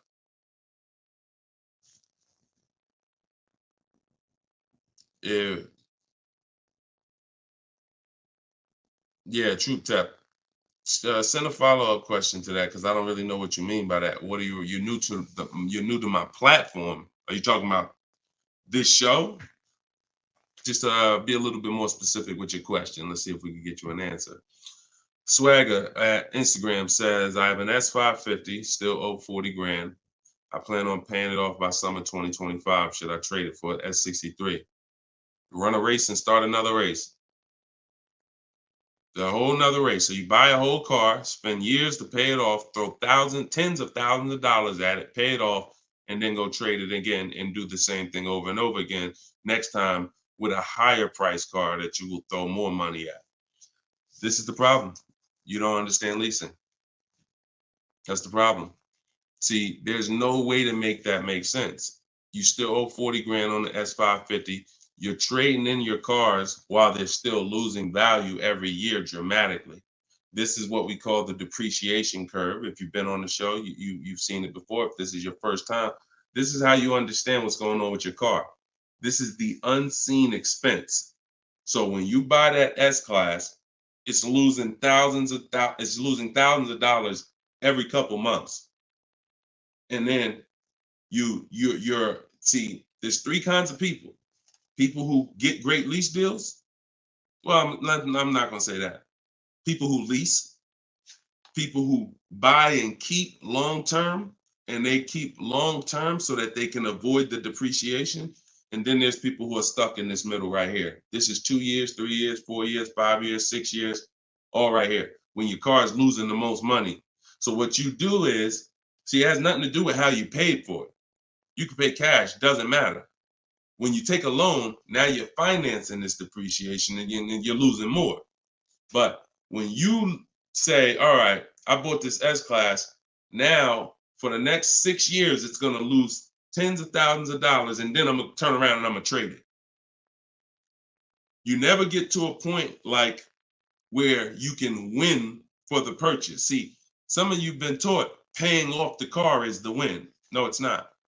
Paying off the car is not the win, because if the car is still losing value like this, if this is the way it's still depreciating, and you get rid of it anytime while it's like this, you lost. You lost. The key is to keep the car so where the depreciation starts to look like this. So now, if you were here and you had a 10-year-old S-Class or 11-year-old S-Class, maybe it's worth 10 grand. And maybe a year from now, it's worth 9,500. It's not losing that much value anymore. You outlived the depreciation. That's when you win. That's the purpose of the purchase. There's nothing else important about purchasing because it's expensive. There's nothing else important about purchasing. No other benefits, in my opinion, about purchasing other than I can get to the point where I get here. I can pay off the car. What does that matter? It's still depreciating. I'm losing thousands. Now I'm gonna go trade it in, and I'm not gonna get anything for it because I'm replacing the car in its deepest depreciation phase. And I just haven't learned about leasing. I was taught not to lease. So that money you're tying up, when we were in Mercedes, a great deal on an S-Class. A great deal on an S-Class would probably be, they did them a couple times a year, probably could get one for about 13 and change. That was like a great deal, right? So 13 and change, you're talking dividing that into the MSRP, which was about 110. You're talking, okay, 1.2, 1.25, 1.3% lease on an S-Class, great deal. Now, y'all know I always teach the steal is under 1%. You're really not going to ever see an S-Class lease under 1% unless they just really want to get rid of them, but that's really never going to happen. 1.2, 1.3, 1.5 is the max. You're paying too much for a car you're leasing. But I want to give you a scenario. At $1,500, you're still under what you're paying for your car. See, because if I walked in and I wanted to lease a brand new S-Class, if I lease it and I'm paying $1,400 a month, then I'm driving a $115,000 vehicle, right? Now, if I decide I'm gonna buy that same $110,000, $115,000 vehicle, every $1,000 is about how much per month, everybody, if you know. Some of you seen the video, some of you talk. Every $5,000 on a that you're going to borrow on a loan is about how much per month? $100. Exactly. So when you look at a $120,000 vehicle, 115, that's a payment of $2,300 a month. No money down. See, we don't talk money down because money down confuses you. In a lot of cases, it confuses you. When you look at the deal with no money into it, no money, now you can start to see how much money you've kind of been missing. Evaluate the deal with no money. Then you choose to put money down if you want, but you evaluate it with no money. So now you got a brand new S-Class, great deal on a lease, $1,400 a month. You gotta buy that to purchase the same exact S-Class, $2,300 a month. And then you get people who might be like you, who say, you know what? I ain't gonna get a new one. You haven't learned about leasing yet. You say, I ain't gonna get a new one. I'm gonna get a pre-owned one. I'm gonna get a pre-owned one. And you look to get, instead of paying $115 for a brand new one, you look to get it for somewhere probably around 70. You look to get it for somewhere around 70. Every 5,000 is $100 a month. What's 70,000 cost on a payment, y'all? Every 5,000. So you're talking 50 grand, another 20, that's 400, that's 1,400 a month. That's 1,400 a month. So put these numbers together. Great deal on a brand new S-Class. 1,400 a month, leasing it. Great deal on a brand new S-Class, buying it. 2,400 a month, no money going into these deals. Great deal on a used S-Class, 70 grand, 1,400 a month for 5 years. Now here's where we jack it up. Oh, well, I'll just put some money down. I'll put like 15 grand down. I'm gonna take a 6-year loan, God forbid, 7-year loan, stretch the payment out, try to get that payment around 1,000 a month. You don't realize you can't change the numbers by putting more money into it. That doesn't change the actual overall. If 15 grand comes out of your pocket up front, that doesn't change the fact that of the numbers. That's why I break down the scenarios with no money down going into them. So what I would say, if you need to decide if you're going to keep the S-Classes long term, then you should be buying them. If you're going to keep them 8+ years, then you should be buying them. But if you're not keeping these cars 8 years, then you should be shopping for great lease deals because you're just throwing thousands and thousands of dollars away. Same price you paid, same money that came out of your pocket for the last couple of years to drive that used S-Class, you could have been driving and leasing a brand new one. And I know what comes with a used S-Class, brother. I know it. Been with Mercedes. I was with Mercedes 5 years. I know the maintenance. I know the brake replacements. I know the service Bs. I know how much it costs to have an S-Class pre-owned, no warranty, and everything that happens is on you. So we're not even taking into account the maintenance and the repairs that you have to put into that S-Class that you wouldn't need to put into a brand new one that you lease if you just stop listening to people who told you that you shouldn't lease cars. No doubt about it. So that's the best advice I could give you, brother. All right, go ahead, Dolan. Shoot the next one up. Use your pointers to get a new 24 GB80 Genesis. Salute. Enjoy it, Austin. Great deal. That's what I did. I worked the deal, no money down, got them the low, then hit them with the down payment, plus went and pre-approved. There you go. There you go. See, you're able to understand when you're shopping with no money down, no money going into the deal. Don't show me what anything looks like putting money into the deal. We determine if we want to put money into the deal later. Shop, get the best price on the car. Find the dealer who's going to get the best price on the car. Then we'll work out the finances. Then we'll work out the details. Most people go right to the, all right, what's the monthly payment? All right, what should it, how much should a brand new GB80 be? Depends on who you buy it from. Depends on what they sell it to you for. First things first, we got to find a dealer that's going to sell us the car for the lowest price. Good job, Austin. Congratulations, man. GV80 is a nice vehicle. Enjoy it. How much should CPO normally charge? How much should certified pre-owned normally be charged for Genesis G70? You haven't seen enough of them. So if I'm looking at a used, so example, I got a 2020 Infinity truck that I got year and a half ago. If I went in wondering how much it should cost without knowing, then the market's going to tell me. Now our goal is to get below market deals. So whenever we're getting below market deals, we are always we need to know what the market is first. You can't get below market deals if you don't know what the market is. So when we're getting offers on new cars, it's easy because we can see what the market is with all the offers we get. We get 5 offers, we get 7 offers, we can see what the market is. And we can see the low side of the market, we can see the high side. You got to do the same thing with used cars. And you go on every marketplace, we use 8 of them. We use cars.com, Driveway, Carvana, CarMax. Some people say, oh, CarMax is, if they're, listen, I don't care if CarMax is overpriced 90% of the time. The 10% of the time that they're not, they're going to be in the runnings. You know, it's like Best Buy.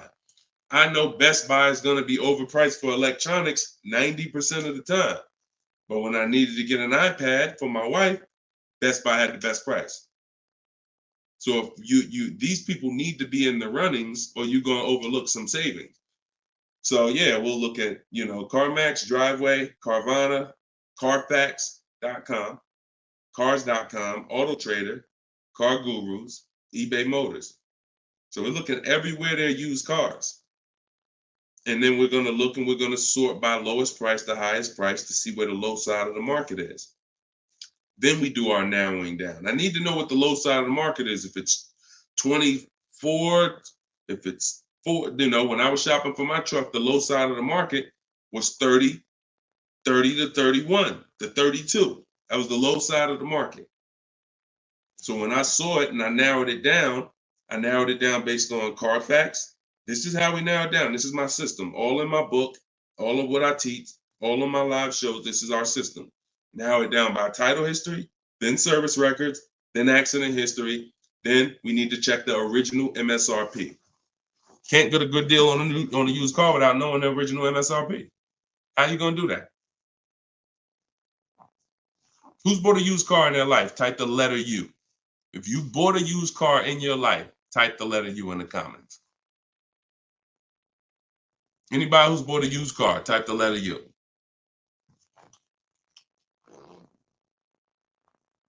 Okay, Cash, I see you. Andre and TikTok, I see you. Okay, Cash, all right. King of Rap, I see you. Okay, if anybody bought a used car, okay. How you get a good deal without knowing what the car was originally? I gotta tell you, I'm the bad news first person. I can lead you to the good news. I gotta tell you the bad news first though. Think about that. How am I buying something used knowing how much I'm saving without knowing the original price of the item? 2 reasons. 1, I need to know the original price to know what real discount I'm getting. 2, I need to know what's in the car.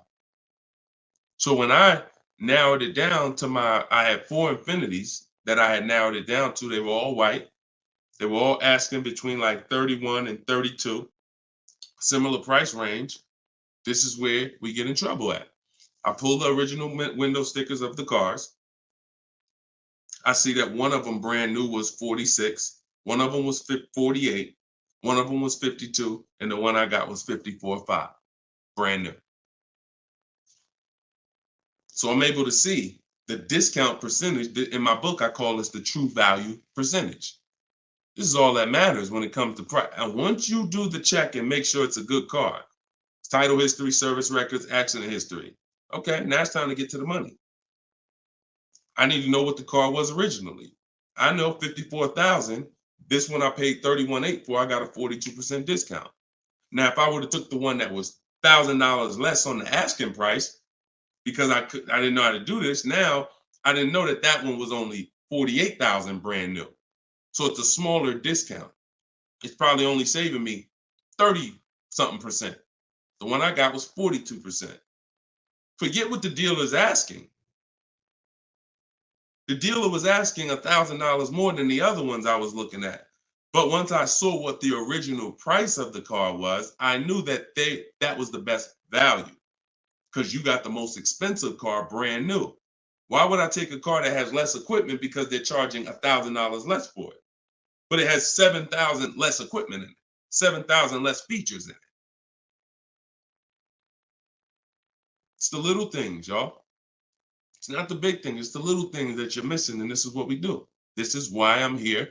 And for those who are willing to listen, we teach you how to do it the right way. These things you haven't been taught to do. And once you hear it, you're like, dang, that makes sense, right? How the heck? Why wouldn't I want to know what the new price was? Don't even know what equipment's in the car. I knew the day I got the car, it was an edition 30. I saw the original window sticker, remote start, all these features, backup cameras all around, black mirrors. I saw all of that because I got the original window sticker.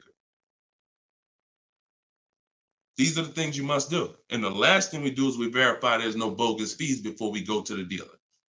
Because some people will be in the lowest prices online, but they have no intention to sell the car for that price. They want you, they're depending on you to come in because they know other people will, untrained, no strategy, walk right in. Hey, I saw the price online. Okay, yeah, sit down, sir. Let me do these numbers for you. Price goes up by $5,000. No intention. So you wasted your time. I'm listen, God bless you. Yo, Deshone, I'll just walk away. I'd rather not walk away. I'd rather you not have to walk away.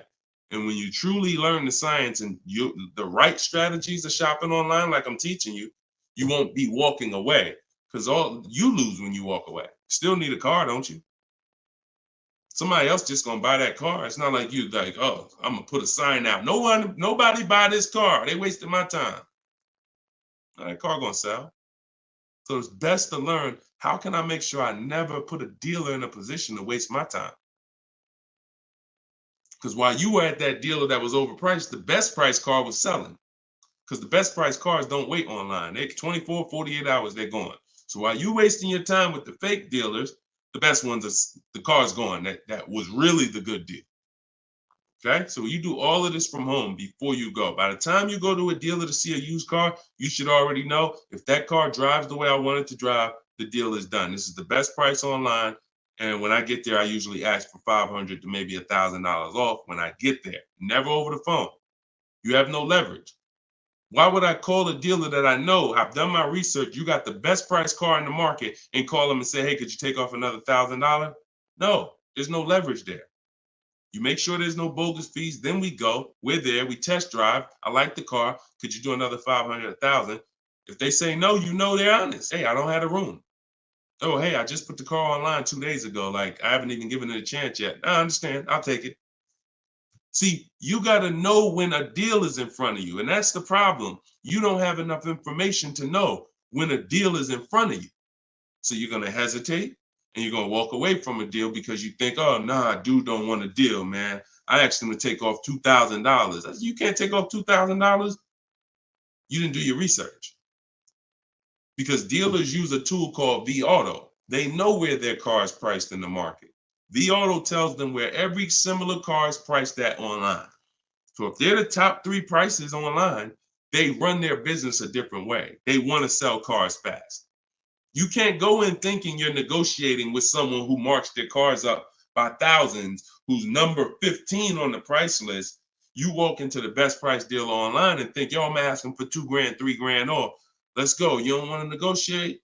No, you got it. And when you do your research, you know where the best price is. And that's what I want you doing. I want you walking in, if you're shopping for a used car, knowing this is the best price car in the market. I verified there's no bogus fees. I'm going to drive it, and then I'll ask for a little money off when I get there. And regardless of the answer, I know I won.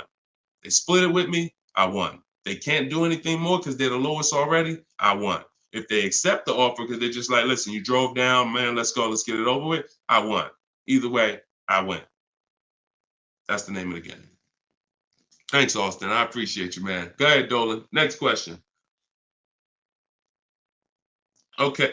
Casa Day, could y'all keep, if y'all gonna spend some time with us on TikTok, can y'all tap the screen and just run the likes up for us so we can get TikTok, so we can make sure TikTok knows we're doing something big over here. They can send some more people over. Appreciate y'all. Yep. Thank y'all. I see them running up. Thank y'all. Every couple minutes, y'all just tap the screen. It just helps the broadcast. We appreciate you. This is from Facebook. Casa de Cel. Hi, I'm paying off a Land Rover. Blue Book says its trade-in is $40,000. That's garbage. So throw that out the window. Blue Book is trash. Blue Book is a marketing website. They don't buy cars. And so what you want to do is you want to get a real number, which is an offer. Your car is not worth what an algorithm says it's worth. Your car is worth what someone's willing to pay you for it today. So you want to go, this is part of our process. We call it equity assessment. There's 7 steps in my book. Once you decide leasing versus buying, that's step 1. Most important question is, am I going to lease or buy? Because you can't get a good deal on a purchase if you should have leased. No way. If you were supposed to lease, because you don't keep your cars 8 years, but you bought, you have a horrible deal. You're going to lose it depends on the price of the car. You'll lose over 10,000 on a higher price car. You probably lose 4, 5, 6 grand on a lower price car, at least 4 grand, 5 grand. So that's step 1. Now, once you decide that, we move to step 2, which is the equity assessment. Equity assessment is any vehicle we have, we need to assess if there is equity in it or what the equity is. And it's based on offers. So when you go to Kelly's Blue Book instant cash offer, not KBB, not Blue Book, instant cash offer, Kelly's Blue Book, you're going to see that Kelly's Blue Book led you astray. In most cases, telling you your car is worth $48,000. Because this is when we begin to expose that Kelly's Blue Book was a marketing website and they would tell you anything. Kelly's Blue Book is owned by Autotrader.com. What they began to do maybe 7 years ago is they begin to buy cars. So they didn't just give you there was a little button on here that says, we'll make you a cash offer. And I would do this with people in the dealership when I was there. They would come in and say, hey, Blue Book said my truck is worth $48,000. I said, oh, really? Well, and I explained to them that Kelly's Blue Book is an algorithm site, but they do have this feature where you can click a button and you go through a nice 5-minute appraisal and they'll make you an offer themselves. So now let's go through this and let's find out what they're going to offer you. And you go through the 5-minute appraisal and they make you a cash offer, and it's usually $2,000 to $3,000 less than what they told you your car was worth. So they'll send you into a dealer fighting for a number that's not real, and you're looking unresearched, unaware, walking out saying, oh, well, I know my car's worth 48. So that's why we don't use them. And again, the offer you're going to get is from them. So it's not even like, well, oh, we don't use Kelly's Blue Book. And then, no, we use Kelly's Blue Book, the instant cash offer tool. And you're going to use that. You're going to use CarMax. You're going to use Carvana. You're going to use Driveway. You're going to use AutoNation, Sell My Car. And you're going to use Car Guru, Sell My Car. And this will take you about 20 to 25 minutes. You're going to get 6 offers because everything we do is a bid. And then you'll know what your car is really worth. That's the first thing. Before you think about what you're going to replace the car with, let's get the real most money for your car. Equity assessment. So do that first. Okay? Yeah, Kelly's Blue Book is trash, but not the instant cash offer tool. But yeah, we would be sitting there and the person will have their printout, like a number like that, 48,000. And then we go right through it and they're like, oh, wait, now they only offer me 45. Yeah, right?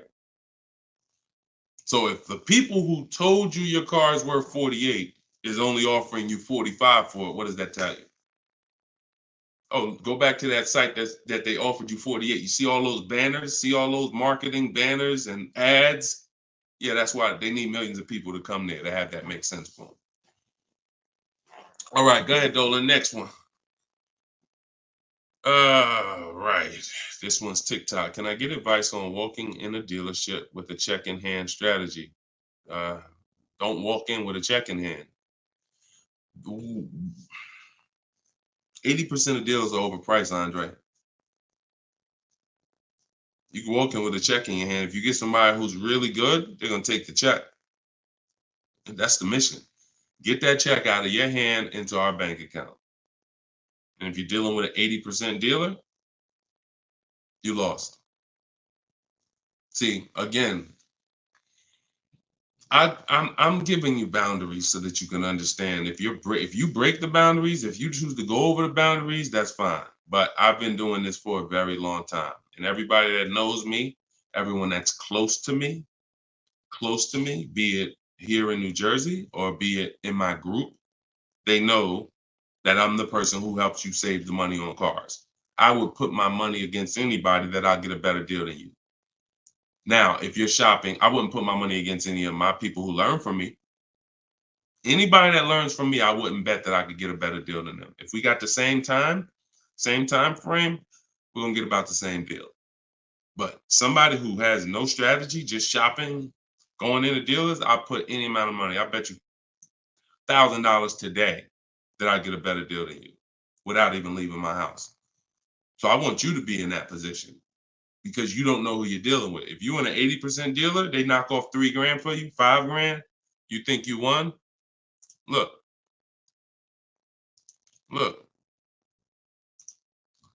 Kimberly. A little while ago, she got a Maserati. Posted this in the group. It was a $91,000 Maserati.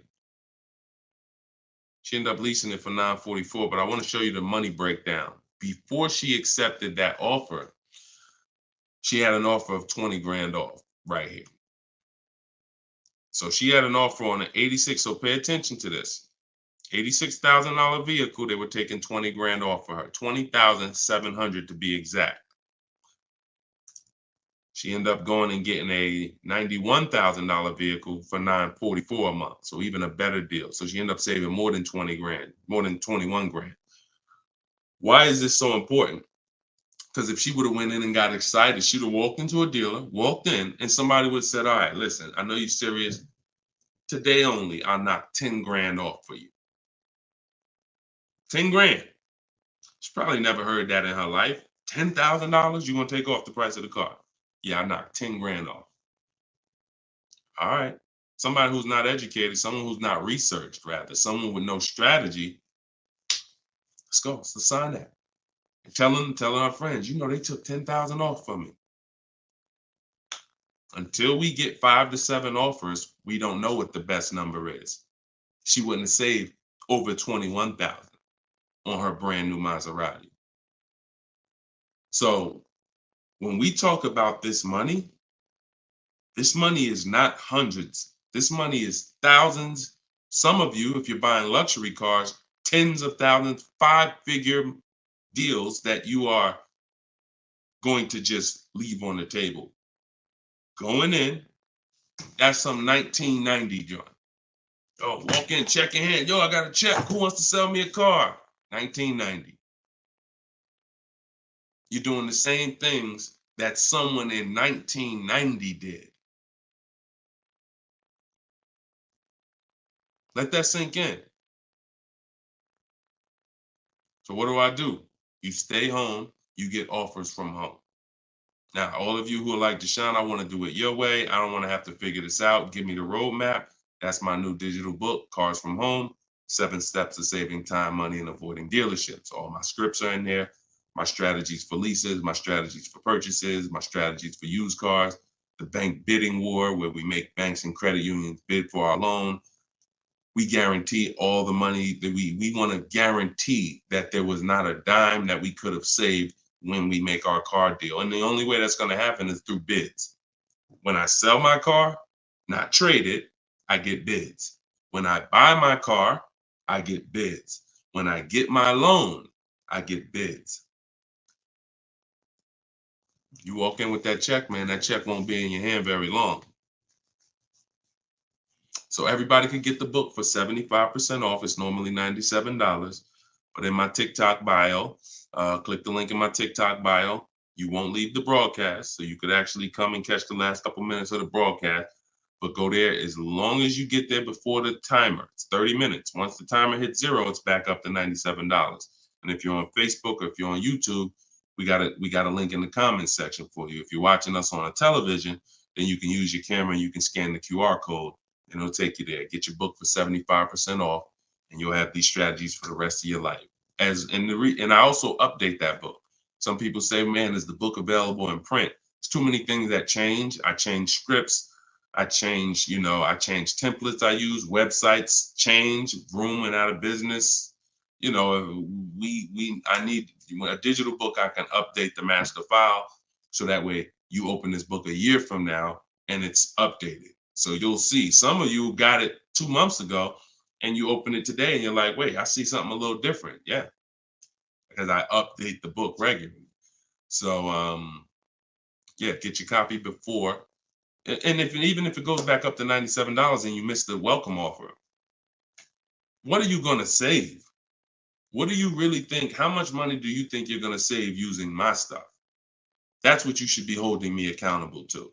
I'm going to get Deshone's book, and I want to save the same amount of money Deshone would have saved on this deal. And when you see these people, Bonita, when you see Kimberly, when you see Sean, when you see Eddie, all these people I share throughout the shows, they're getting the same deals that I would have gotten. But they were just like you. They weren't in the car business 14 years. Frina, she just got this Jeep a little while ago. Look, 2024 Jeep Grand Cherokee. Look, $65,000 MSRP, $579 a month, 0.88% lease deal. I use all the scripts, contacted the dealer, I followed the program, used the scripts, contacted the dealer, sealed the deal. We're in a different world. So you're either going to come over to our world or you're going to stay in your world. And your world is painful and expensive. Painful and expensive. Spending hours in dealerships, multiple visits, going back twice, 3 times. Painful. Every car deal I make is from right here where you see me at. I'm right here. Go ahead, Dolan. Shoot the next one up. Austin, I see you. God bless you and everyone online. I have to get back to work. Thanks for checking in, man. Always enjoy the new car too. Because my payment is due in 15 days. Enjoy, man. God bless you. Swagger from Instagram says, it's smart to buy the vehicle after leasing it for 3 years. No, it's a horrible idea. You've already had the vehicle for 3 years. You're buying a used car now. So leasing and purchasing is an entirely different philosophy. When we lease, we're getting great lease deals. We're driving vehicles for pennies on the dollar compared to people who purchase them. All those lease deals. You saw Frina, that same $65,000 vehicle is $1,100 a month. Someone is out there paying, unless they put up a ton of money down, they are out there with that same Jeep that Frina just picked up and they're paying $1,000 plus a month for it. She's paying $579. Why? Because they said they don't lease? Well, you go ahead with your non-leasing stuff and pay double what I'm paying. Now, if you're keeping the vehicle forever, 8, 10, 12 years, in my book, I created the 8-year rule. The 8-year rule is when you begin to win as a purchaser, because that's when the depreciation is going to cool off and make sense. You can get some of this money back because the person who's leasing is killing you in terms of the money that's not coming out of their household compared to yours. They're killing you. So you now need to try to catch up one day. And if you catch up, the only way you catch up is you keep your car until the depreciation cools off 8 years, 9 years, 10 years, 12 years. And that's where you win. You can't do that with a lease. But keeping your car 6 years or 7 years is not anywhere near enough time for you to catch up to a person who leased and got these great lease deals. Because you're paying for the whole car. New car, used car, doesn't matter. A new car, you're paying thousands more than a person who leases. A used car, over 8 years, you're paying about the same money as a person who leases for a used car. So by the time you go and replace that car, if you kept it 8 years, your car's already 11, 12 years old, 13 years old. Person been leasing, been driving brand new cars. So there's no comparison. It's great lease deals are here, long-term purchases are here, and everyone stuck in the middle is just losing thousands and thousands of dollars. I'm sorry to tell you, but if I don't tell you, no one's going to tell you. You buying cars, trading them in 4, 5, 6, 7 years, when they're still depreciating heavily, you're losing compared to people who purchase and keep long-term and people who get great lease deals. You're losing thousands. If you buy your lease, now you're switching and saying, okay, why do I want to buy a used car now? Because that's all buying a lease is. Let's take let's take the aspect out of it that complicates it. When you are buying your lease, you're buying a used car. That is it. Except you don't have to go search for it. It's right there in your driveway already, and that's the only difference. So what makes you say I'm going to stop leasing to buy a used car? You'd have to be saying I'm ready to keep something long term, 8, 10, 12 years. So if you're ready to keep something long term, then buy it. Because you're going to need to be committed to keeping it long term because you've already been driving it for 3 years. You've already been driving it for 3 years. So where are we actually going? You're going to look up in 3 years, 3 more years, and you're going to say, Dad, I had this thing 6 years now. Now, if you're like most people who buy their leases out, you're going to take a 6-year loan. Because in order to get a comparable payment to what you were paying for your lease, you're going to need a 6-year loan. So now you're going to look up that, just so you know, 6-year loan plus the 3 years you leased it, that's 9 years. Same car. Same car. So you're paying on the same car for 9 years. And then you look up in 3 more years and you're like, man, you know what? I'm ready to get out of this. Still got 3 years of payments left. Only scenario where you can pay on a car for 6 years, turn around and still have 3 years of payments left is when you bought your lease. Makes 0 sense. Makes no sense. Unless you're keeping forever. That's a different story. You want to keep it till the wheels fall off, then buy the lease. It's the only way it's going to make sense because you're paying so long on a car, the same car, you better be keeping it long enough to have it make sense. And that's not 5 more years. Your loan ain't even paid off in 5 more years. Buying your lease is a horrible idea for most people. Horrible, horrible, horrible idea. And it's just because what you don't want to shop. You don't want to shop. You don't want to get in the market. Old strategies, you're scared. New way, sitting at home, get bids, let the deals come to you. Because that's what I see. I saw tons of people buy their leases for the last 3 years because they were just scared to shop. Oh, it's not now here. I don't want to. We've been making deals since the pandemic. Deals been out here for people who shop and know how to get deals. So unless you're changing your whole philosophy, I'm stressing to you how bad buying your lease is. All right. This one's Instagram. If I'm searching for a car, but I want a specific trim, should I search the entire market for only that car and the trim level I'm looking for? If I want a specific trim, that's the reason why I use the 25 to 5. 25 to 5 strategy in my book is what we do for new cars and leases. Because when you walk into 2 dealers, it's another reason about not shopping this limited way anymore. If you're shopping from 2 dealers, all you have is what they have. If 2 dealers don't have the trim, you ain't got nothing. When we reach out, we're connecting with 25 dealers online. So if that car is out there, I'm giving 25 dealers. I'm shopping out of 25 dealers inventory. So if no one has it out of 25 or only 1 or 2 have it, now I know that car is just super rare. Or maybe it's about to sell out. Maybe it's like that happens sometimes where like the 2024s are all gone, but the 2025 haven't come in yet. There's only a few 2024s left. But yeah, I mean, we shop wide. We shop wide.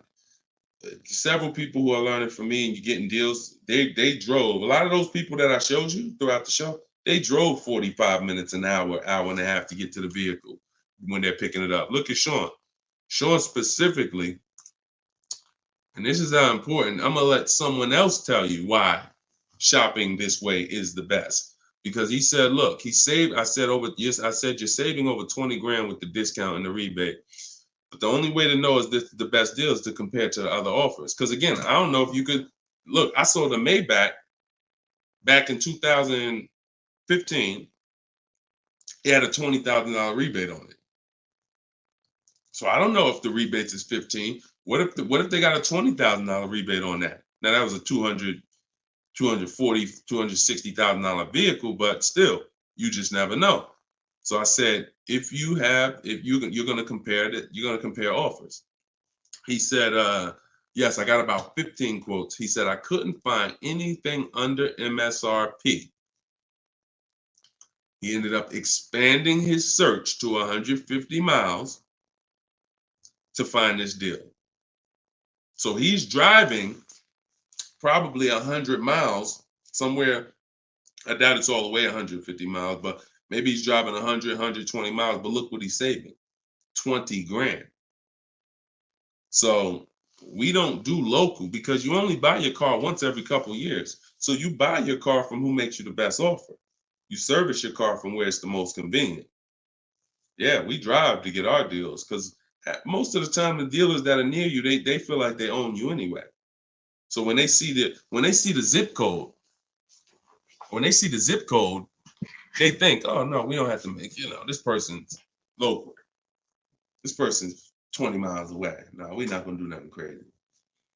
But when those people who are 100 miles away from us see us pop up on their computer, and they're like, oh wait, we could take a deal from our competition. All right, let's do this. Sometimes they'll beat the deal that your own local dealer won't get. Your local dealers are charging you the most money. Local dealers are hands down most of the time charging you the most money. Everybody close to you, because they just like you close. You ain't gonna shop. The statistics show you shop 2 dealers before you make a deal. That's what the statistics show. Look, right here. Let me show you something. When I tell you, look, no offense, I wouldn't be trying to help you if I could, but I got to keep it real to you. This is all stuff we know about you. Look, how many dealers does the average person visit before buying?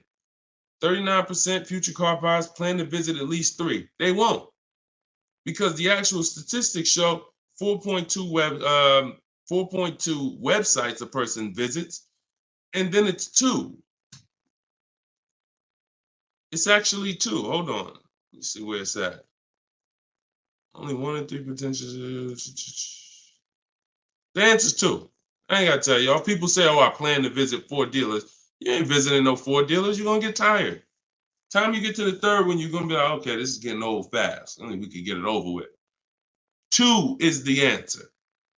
So if the industry knows that you visit 2 dealers before you make a deal, why would I give you a great price? So when you're using what I'm telling you to use and you're sitting at home and you're talking to 25 dealers, you have 25 dealers in your inbox. When you're sitting at home and you're looking at all the used car market in a 150-mile radius of you, oh, now you're not the normal shopper. The normal shopper is going to get the normal deal, market value or over market value. That's what normal shoppers get, depending on how bad you are, over market value, depending on how unaware you are. But market value, over market value, that's normal. People with strategy, multiple dealers getting bids, below market. That's the difference. We shop wide. This local is dead to us. Local is dead to us, and it should be dead to you. I want you to kill it. All right, kill that whole mindset. I don't need to buy my car locally. I'll drive into the next state. I remember Shonda last year, California. She bought a Volvo, and she said to Sean, she's in our group. She said everybody in Northern California. She said my best deal. I think she was saving like $3 grand off MSRP, and she's like, but it's a dealer in Southern California though that's taking like $6 grand off of me with my Costco rebate. I said, okay, what you gonna do? She said, I just bought a plane ticket, $79. I said, there you go. That's what I would have did. That's a sweet plane ride. I'm taking a plane, $79 to save 3 more grand than my local dealer was gonna give me up here. Sweet plane ride. So local's dead to us. We go where the money is. And we enjoy that ride home. Nothing like driving home for an hour knowing you just saved a ton of money. So that's it, y'all. We've been on for about an hour and 15 minutes. We like to keep these shows right around there. In my bio, I do have the link to when I'm going to be live next. So I'll make sure that, as long as we keep doing these live shows, again, it's going to be up to you guys. If you guys continue to show up, if you guys continue to tell your friends, then we'll keep doing the shows. But if not, we can certainly do the broadcast, because the broadcast, people get value out of them. So we've seen it, for the last 3-4 weeks since we've been testing this, we've seen people get value out of the rebroadcast. So what's the point in Deshone coming live regularly if people are going to sit and watch the rebroadcast? So, but if y'all going to tell people when we live and bring people and share, then certainly we'll keep the live shows going. But the entire show is sponsored by my new digital book, Cars from Home. So if you want everything I teach in one place, you got it right there. We don't hold back on this show. We don't hold back in my social media videos. That's why they're, thank God, continuing to be seen by millions of people. But that's for different types of people too. So whenever you're navigating all my social media videos and you're trying to piece it together, some stuff is in there for high mileage drivers. Some stuff is in there for used cars. Some stuff's in there for leasing. Some stuff's in there for negotiation. Some stuff's in there for how to format your deal. So you're trying to piece all this stuff together. If you say, Deshone, I want this all in one spot, step by step, that's my new digital book, Cars from Home. 7 steps to saving time, money, and avoiding dealerships. And you can get it for 75% off in my TikTok bio, in my Instagram bio, or in the comment section on Facebook and YouTube. Also in my bio is a link, and we'll put one in there in the comment section as well, is a link to my masterclass that I did. It's called Everything You're Doing Wrong Buying, Selling, and Leasing Cars. So that's an on-demand class. You'll need about an hour. We go very deep on leasing versus buying there with scenarios. And I go over 23 mistakes that most of you are making. And, if you're going to really save money on your next car and every car, you're going to need to stop making those mistakes. So that is in my TikTok bio and my Instagram bio as well. And you can certainly just get in where you fit in. I make the information available. Get it how you want it. Just get it. All right. I'll see y'all on the next show. God bless you.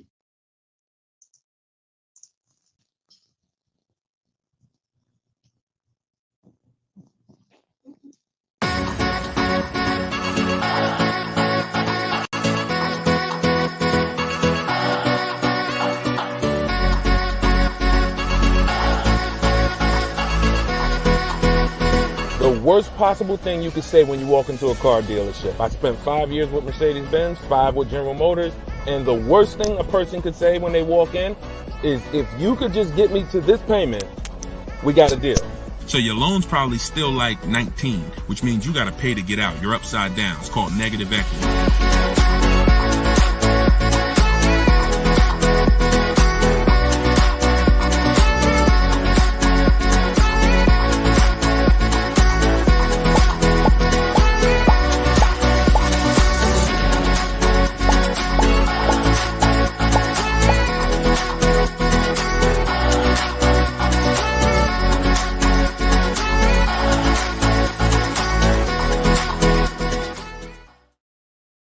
What's going on? Welcome, everybody. This is episode 9 of Car Shopping Questions and Answers. I'm your host, Deshone, publicly known as Deshone the Auto Advisor. We're live now on 4 platforms: TikTok, YouTube, Instagram, and Facebook. And this is our live show. It is Tuesday at noon. We do these shows throughout the week to make sure when you are ready to get car shopping information that no one else is going to give you, you know where to come for it. So you guys can start typing your questions while I take care of the housekeeping. We have Dolan in the background who'll be bringing your questions in. Shout out to the people running the likes up on TikTok. Appreciate y'all tapping the screen. I'm the author of the new digital book, Cars from Home, 7 Steps to Saving Time, Money, and Avoiding Dealerships. And I feel it's only right to start this show with two reports I got, which were great. I had somebody write us and talk about the deal they got on this 2024 Mazda CX-90. MSRP was $44,820. They got a $6,500 discount from home. Shout out to you, Tiffany. I appreciate it. This is what we do. And when we think, when we launched this live show a few weeks ago, my plan was my prayer rather was that people would take the book, use the book, write me your success stories so we can feature you here and feature your deals. These are below market deals. These are not advertised deals. And she got this by handling the process from home, getting multiple offers like we teach. We also had Barrett write his review on Goodreads. So we were 4.94, almost 5 stars. Book is outstanding, a must-have for anyone seeking to buy, lease, or even sell a car. It's presented in a very professional, easy-to-follow, step-by-step manner that covers every situation from buying, leasing, cash, credit, good, bad. Although I've purchased and leased several cars in my lifetime, I learned new tactics to obtain the best value for my money, and it even has a wish list, yes, to help you separate your wants from your needs. Come on, Barrett. Appreciate you so much.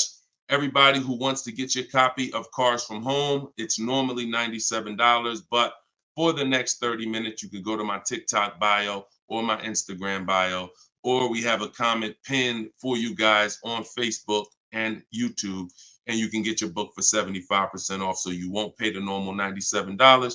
You'll pay $24. But once that timer hits 0, your price is $97, which is still a great price. So now that the housekeeping is done, we can start with the questions.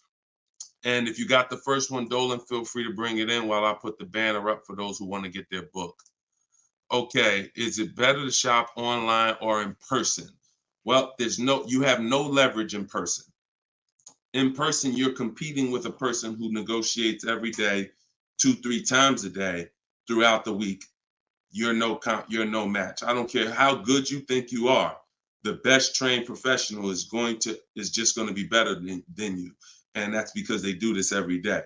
Now, the second reason it makes no sense for you is because from a leverage position, you can't put them against their competition. You don't know where the real bottom is. And so you're going to overpay. And even if you get a good deal, who's done this? Be honest. You leave the dealership and you're like, you think we did okay? You think we could have got a little bit more? Think we could have got a little bit more off? That's called buyer's remorse.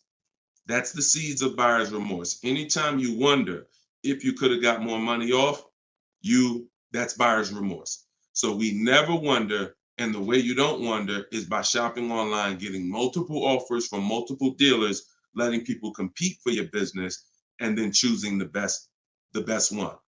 And if you really think about this, this is how you shop for everything in life. This is how you shop in the grocery store. When we go into the grocery store, we're not looking to try to not overpay for the spaghetti sauce, right?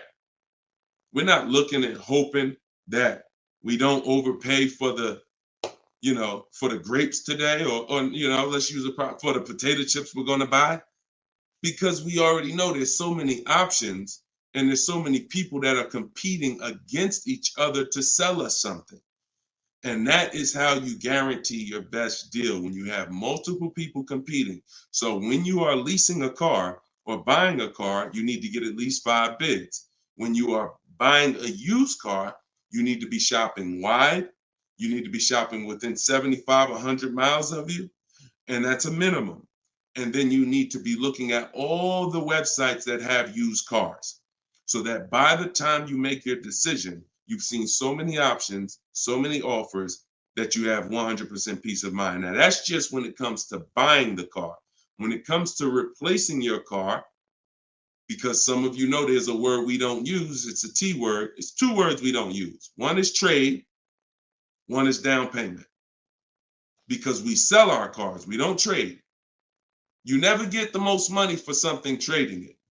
I don't care what you have. You got a baseball card, You trade that baseball card for something, you're not getting the most money for the baseball card. How do you get the most money for the baseball card? Put it on the market. Put it on the open market and let the buyers come to you and see what the best offer is. Never going to be from a trade. Now, the only time we do have to trade is if you're in a negative equity situation. If you're in a negative equity situation, then, and you have too much negative equity, you're going to need to do a trade if you can't pay the difference. But other than that, you know, these are the things that these are the things I want you to etch into your mind. We don't trade, we sell, get bids. We get, when we get our loans, we get bids. And when we buy our cars, we get bids. That's how we guarantee that we get the below market prices that other people aren't getting. Okay? Go ahead, Dolan. If you got the next question, shoot it up. Okay, this one's from Instagram.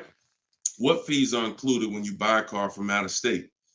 I mean, if you're buying a car out of state, standard fees are, if you are purchasing a car, purchasing, not leasing, standard fees are tax, documentation, DMV. Tax, documentation, DMV. I've worked for a handful of dealers in my life. I've never once had fees that were outside of those fees. Never once. Shout out to y'all running the likes up. Could y'all keep running the likes up on TikTok? And shout out to the sharers. You know we appreciate you. Thank you for sending your friends. Thank you. Listen, you should at least be tagging your best friend. Whoever your best friend is, and hopefully we all have at least one. That's the person you should be tagging. They'll thank you. No one's gonna get mad at you for sharing my stuff with them. I guarantee you that. But shout out to the sharers. I appreciate y'all. So when you are, so that's an indicator. Any dealership that is making up these fees that have run rampant over the last 4 or 5 years, prep fees, marketing fees, internet fees, low jacks, we call that padding the deal. You know, you're just packing on stuff, and what you're doing is you're leaving yourself room to negotiate. We don't like to buy from those dealers because those are 80% dealers. I saw somebody ask yesterday on the show, what's an 80% dealer? We didn't get a chance to get to that question. 80% of dealers will overcharge you. It's a competition. So what you're trying to do is find the dealers who are the best prices. And the 20% are the great people. They're the honest ones. They're the ones who are not afraid to compete. These are the people we want to buy cars from. And so once you find the honest dealer, but you can't walk in to find them. You have to sort for them. Because if me and you are standing next to each other on the street and there's 10 dealers in front of us, and they say to us, 8 of these dealers are overpriced. 2 of them are the best price, but there's no label on them. What's the odds that we're going to walk into the 2 that are the best price? Not really that good, right? But if we're at home and we're talking to all 10 of those dealers at once, we're going to reveal who the 20% is. So that is our goal. Our goal is to always find and buy from the 20% dealers, and we let them come to us through online bidding, through online shopping, never through walking in and dealing. Because if you're dealing, as I said, with a dealer who has padded that deal so much, you go look at that deal and there's $4,000, $5,000, $6,000 in made up fees to pad the deal. There's no amount of discount you can get where you're going to get a below market deal. They've just set it up that way. I could take off $5,000 for you, make you think you won. You're still not below market. So that's the psychological things you have to understand. And that's why we shop from home. All right, shoot the next one up, Dolan. Great question. All right, good question. I see Instagram coming through with some great questions today. Keep typing your questions. TikTok, if my lease is expiring, can I go finance a new car? Is there equity in my lease? Well, the first thing you need to do if you decide, well, first of all, you got a little switched up there. It sounds like you're trying to go from a lease to a finance. That's not usually normal. What's normal is you go from a finance to a lease. Because a lot of you who found out that you're not keeping your cars 8 years, you're breaking the 8-year rule, you're overspending by thousands of dollars because you were taught never lease. So a lot of you have found out over the last couple weeks of shows, or maybe you watch videos, or maybe you went to my masterclass and you found out that that was bad advice. Not only was it bad advice, it was very expensive. It has cost you more money than you should even calculate. It doesn't do you any good to calculate how much money you lost not leasing when you're not a long-term person. But that's the more common path, finance to a lease. To go from a lease to a finance is a different mindset. You go from getting cars, paying a very small amount to drive brand new cars, and then transitioning to a finance. So first step, my process is 7 steps. The first step is always to choose leasing versus financing. Good. Thank you, Mr. Silva. I appreciate you. Shout out to everybody tagging on TikTok. Appreciate you.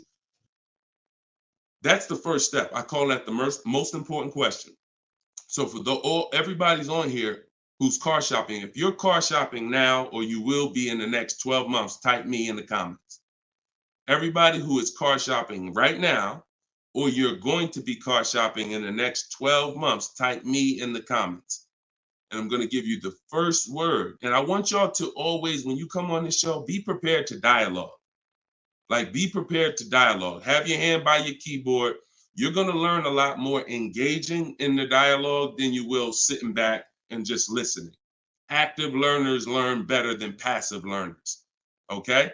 So now, all of you who said me, I want you to ask yourself, how many years are you keeping the next car? Because this is the lease versus finance question. This is the lease versus buy. I'm not going to say finance because some of you are going to pay cash. This is the lease versus buy question.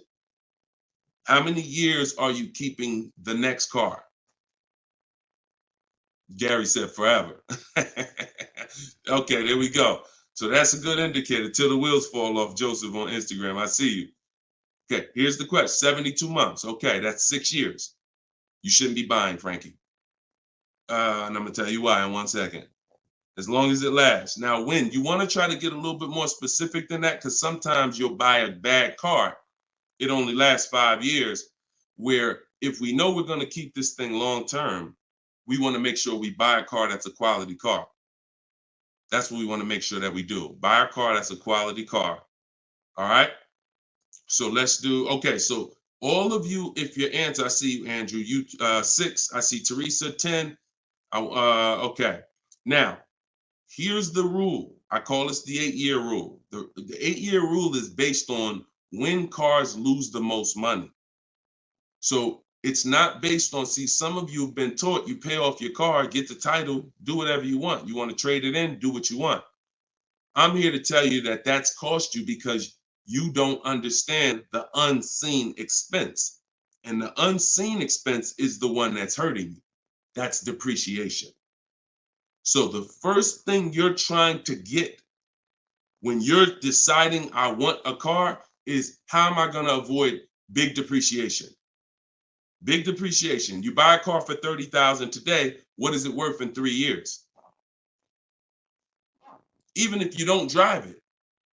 See, this is these are the things that you've been, oh, well, I want to buy a car. I drive as much as I want. But even if you don't drive a car, if I sat a car right outside your house right now and said, Lily, this car is worth $30,000, and you said, Deshone, I don't need a car. I already got a car. And I said, but it's yours. Here, it's yours. It's worth $30,000.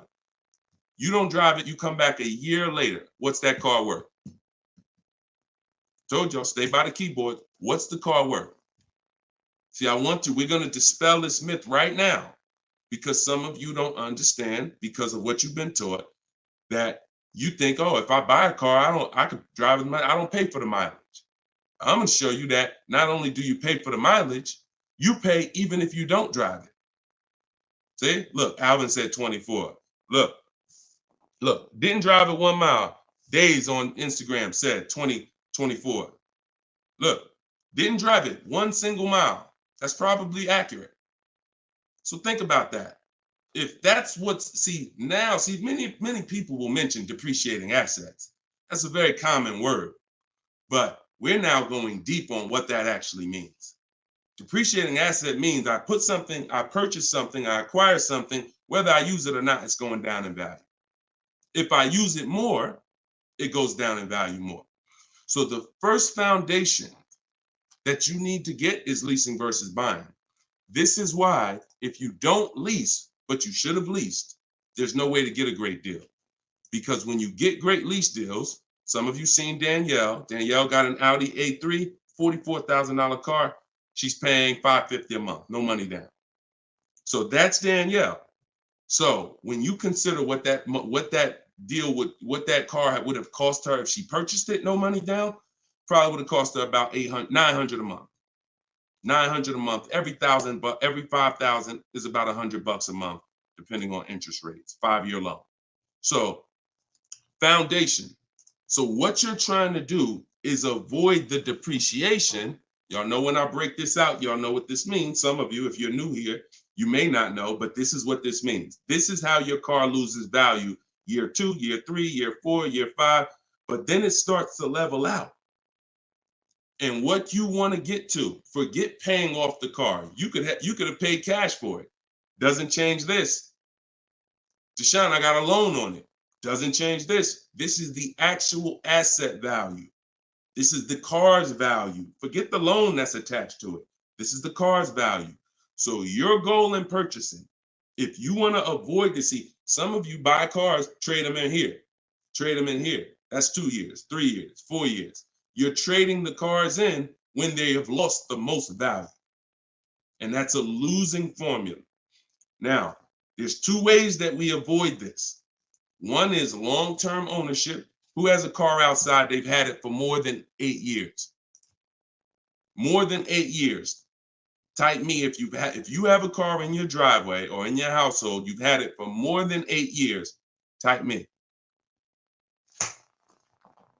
I see you, Gary. Okay. Okay, I see you, Sergio. All right, more than 8 years. I see you, Twill.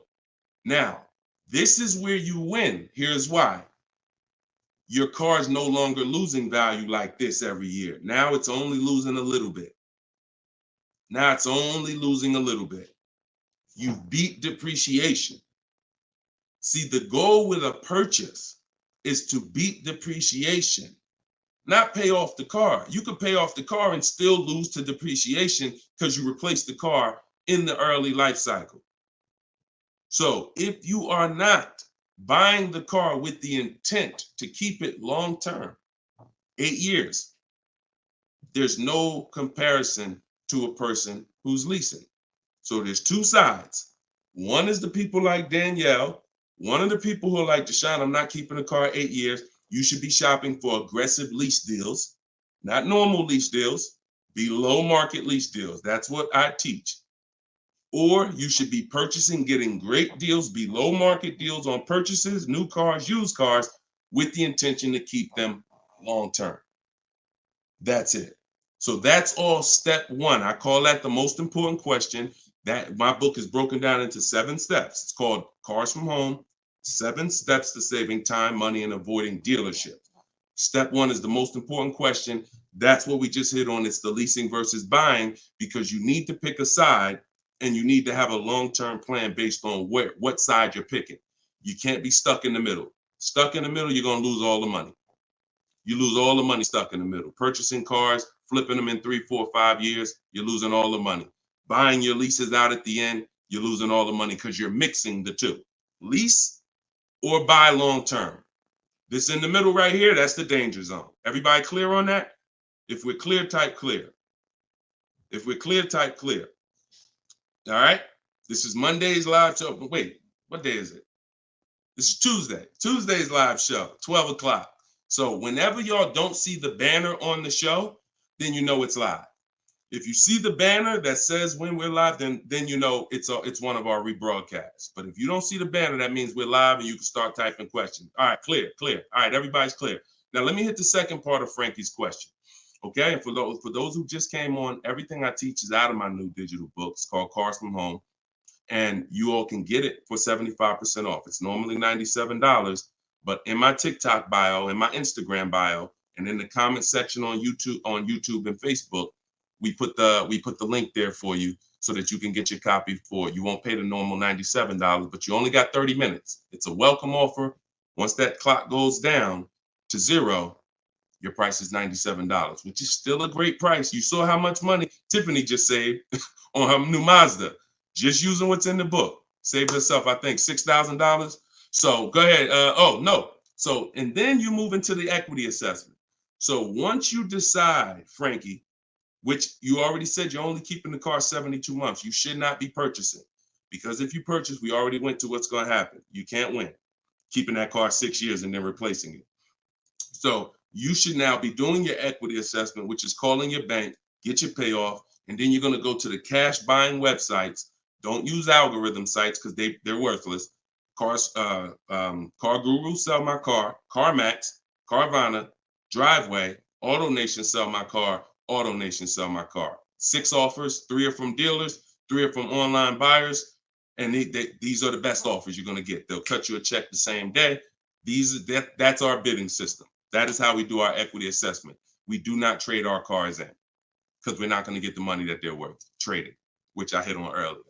All right. I know we got a lot of questions being typed. Dolan, you can shoot the next one in. Okay, this one's from Instagram. I'm looking to lease a GLS 450. Does Mercedes have any third-party restrictions on selling your lease? So I wouldn't concern myself with that. I'm going to tell you why. That's like trying to think about the purpose of equity on a lease is a bonus. Shout out to y'all running the likes up on TikTok. Appreciate y'all. If y'all could keep tapping the screen every couple minutes, if you could just give it a little tap, tap, tap. That just keeps running them up. Just every minute. Every time you hear something and you're like, oh, that was good. Tap, tap, tap. And it'll just keep the likes running up. Keep TikTok notified of what we're doing over here. So you never want to base the car you're going to lease on if it's going to have equity at the end. The benefit of leasing is driving cars for pennies on the dollar compared to what people purchasing them. And you're avoiding depreciation that people purchasing the vehicles are going to take. That's the benefits of leasing. Now, there's a lot of other benefits too. I mean, you're driving a new car. You're under warranty most of the time. Depends on how many miles you drive. So if you drive, 12,000 miles a year, most bumper to bumper warranties cover that. If you drive 15,000, maybe you won't have a little bumper to bumper at the end, depending on what you choose. Mercedes has a 4-year 50,000 bumper to bumper. But the benefits of leasing are what I just laid out. Equity is a bonus. We don't want to look, equity is not something we ever want to base the vehicle we're going to lease off of. It just doesn't, it's too many market changes that could affect it. A car could have high resale values now, and then in 3 years it doesn't, which means any equity will be eliminated because of the 3-year-old used car market. So you don't want to shop like that. You don't want to shop like that. Focus on, and what I teach in my book is you're going to pick 3 vehicles. Good to see you, Judith. You're going to pick 3 vehicles because leasing, it's so easy to get a great deal purchasing. So easy. On a new car, forget about it. The bids, forget it. We're going to find the 20% dealers. In my book, I have all the scripts because I don't want you talking. Who'd rather get great deals without talking? Be honest. Who's not a good negotiator? You're not a good negotiator. Type not me. Like you just be honest. I don't ever want you to put yourself in a position where you need to talk. And if you start talking to somebody who's trained to talk and dissect and get information and then tailor a deal, you're going to lose. So in my book, everything is silent. The only people we talk to when we talk to people are managers, because those are different conversations if we need to have them. We're never talking to salespeople besides when we're coming on to test drive the car. We're never talking to salespeople because we just don't know who we're dealing with. So when we're online, we're always typing. That's why I say go online. My strategy is called the 25 to 5. We go online and we contact 25 dealers, go to their website. I have copy and paste templates in there that you just fill in what you want.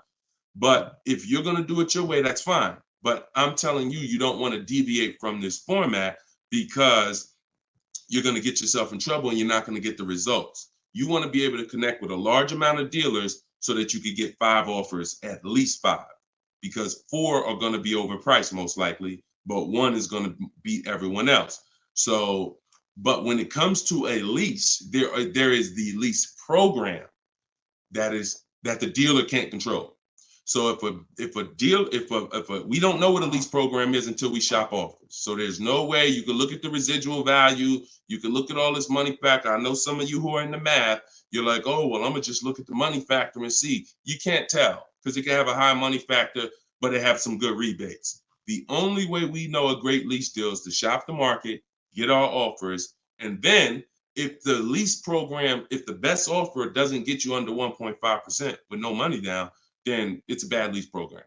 It's a bad lease program. In which case, we move to another vehicle. So I'm not going to ever co-sign leasing a bad vehicle a vehicle with a bad lease program. I've had all types of people hit me, Deshone, I'm looking at this Range Rover, man, but I did all the offers, and they'll be in the group. We have a private group, and I get to talk to people all around the country about this stuff. So they're like, Deshone, you think I should move on? I'm like, look, you could wait till next month, see if the program gets better, but I'm never going to co-sign signing a bad lease deal. You're paying too much money for a vehicle you're giving back in 3 years. So you're defeating one of the major benefits of leasing. So that's the only reason why we have to have 2 other vehicles that we like when we're leasing. On a purchase, no. One vehicle, pick it, get your bids. One dealer is going to blow everybody else away. But with a lease, you want to have 3 vehicles just in case it's a bad lease program. And if they got a bad lease program this year, maybe in 3 years when your lease is up, they'll have a good lease program. So that's what we do. It's too many cars out here. It's 400 cars out here. 40-something manufacturers competing for our business. Why are we going to get locked on one car? And the reason we're doing this, y'all, is because we're not shopping. You're not shopping. You're not taking the going out for the weekend and test driving cars seriously.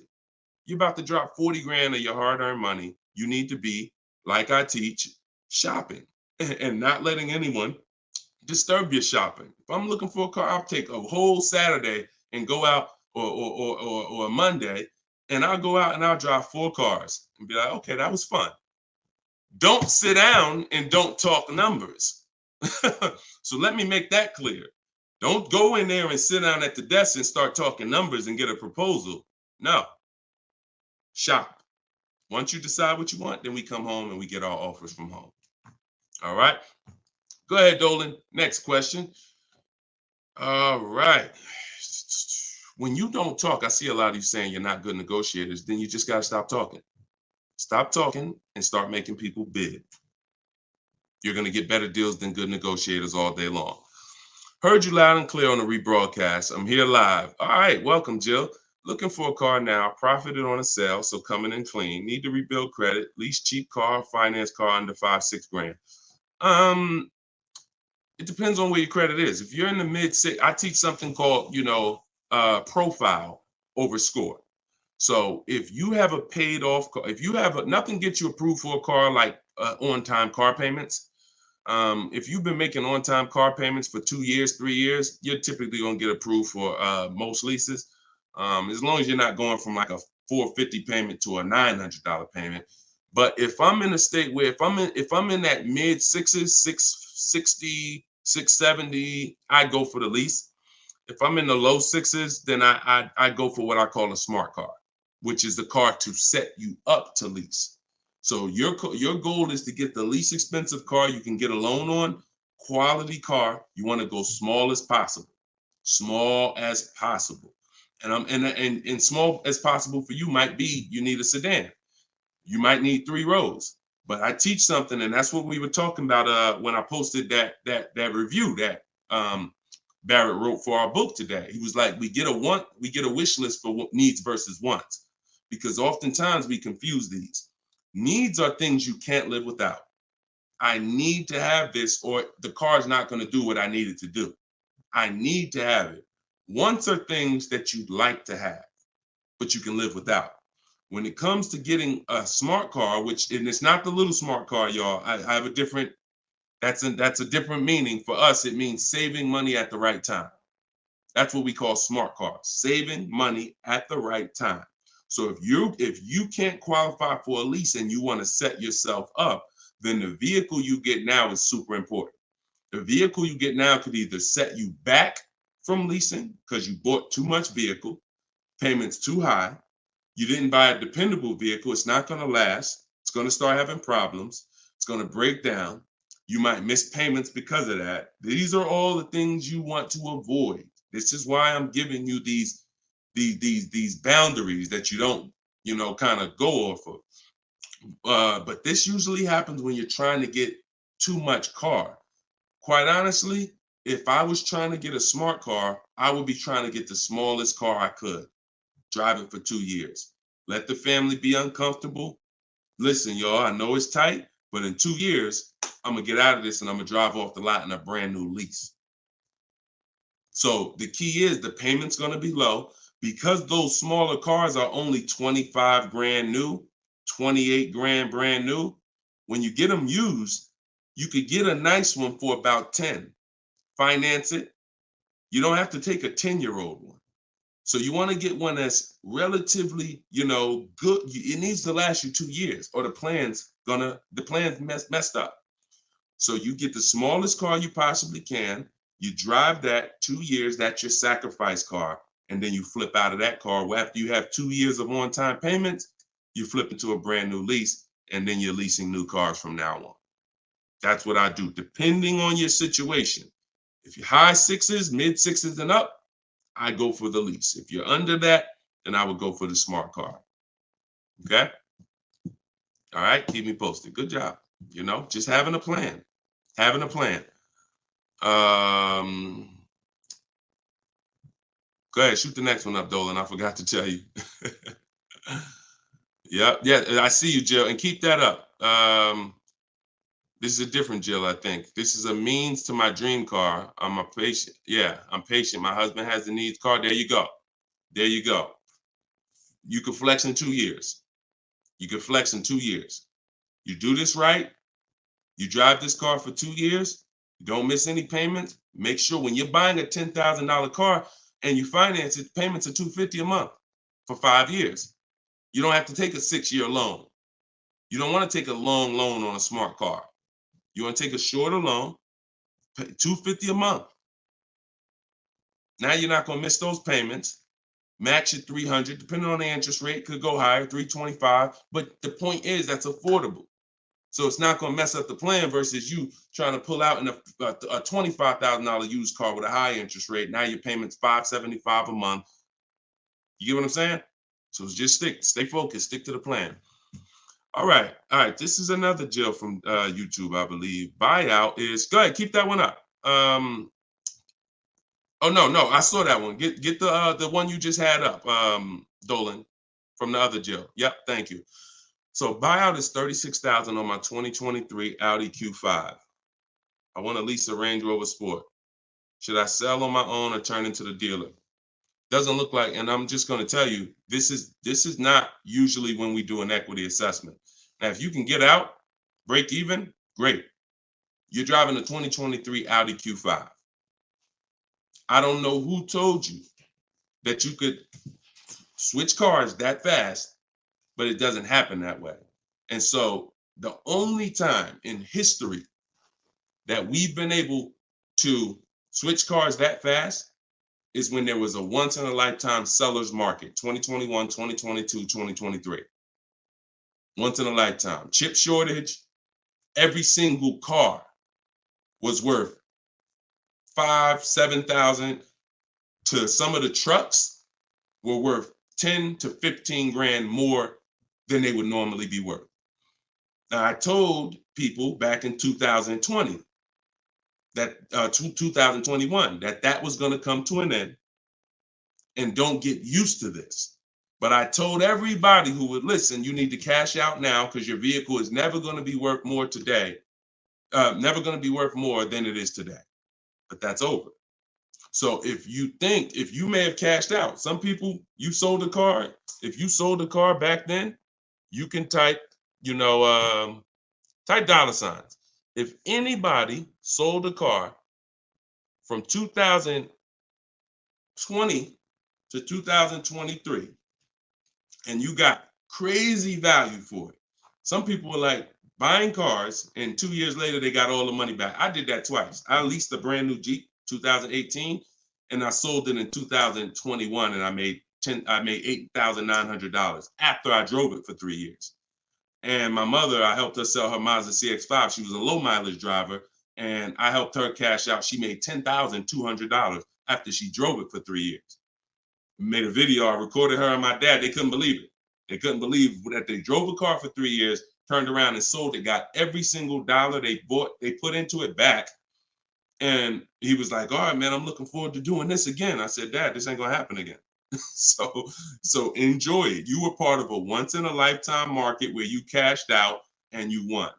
But we cannot base our strategy anymore off that. That's over, and you'll get in trouble financially trying to do this. So there is no setup where you could buy a car or lease it and in a year, 18 months, trade it, replace that car. Just not. Because we already talked about earlier, let's take a $50,000 car. A year later, if you don't drive it 1 mile, what's it worth? Didn't drive it 1 single mile, just parked it right outside your house. 43, 44, max, absolute max. So when that car is losing value like that, whether you bought it or leased it, the asset, it's what the car is worth. Forget about the finances attached to it. You can't, and look, if it's a Jeep Wrangler, if it's a car that has a high resale value, like a Jeep Wrangler or a G-Wagon, these are top 10 best resale values in the world, then all I'm gonna do is after I lease it, I'm just gonna sell it and I'll make the equity. But I'm not going to look to trade that car or replace that car in a year, 18 months, break my lease contract. Now you do your equity assessment, Jill. Call your leasing company, find out what your payoff is. You said it's 36. Now, if you can get offers higher than 36, then you can get out. Very simple. So get the offers from the companies that I mentioned about 15 minutes ago. I laid out the 6 companies. But when you lease, though, you must put no on those websites. It's going to ask you, do you have is the vehicle owned, leased, or financed? You want to put owned, because something triggers on their websites. They think every lease has a third-party restriction.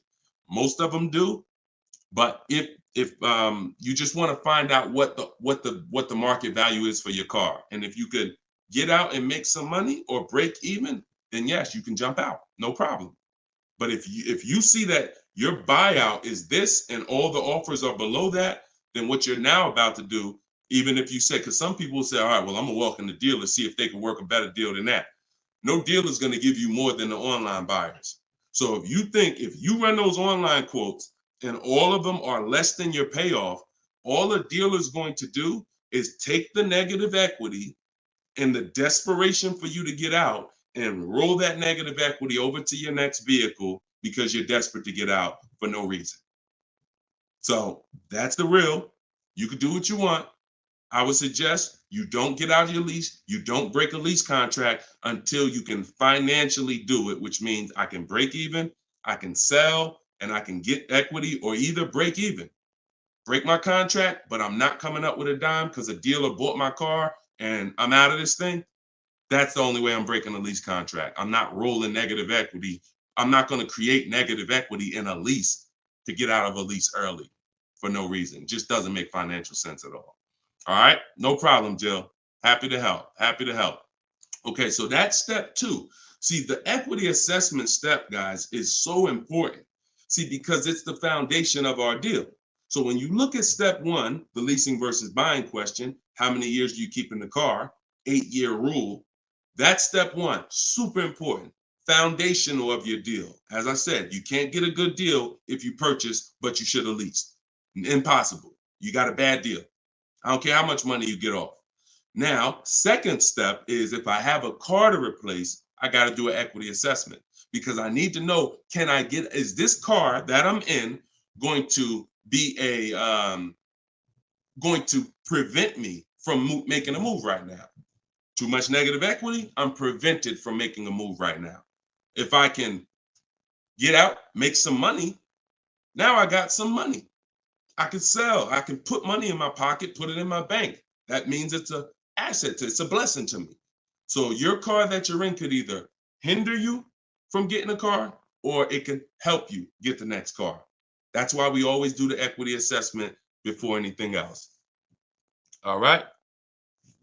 I don't know why I'm frozen on Instagram. All right, go ahead back in, Dolan. Next question. Okay, now I'm back. I see. I'm just monitoring Instagram.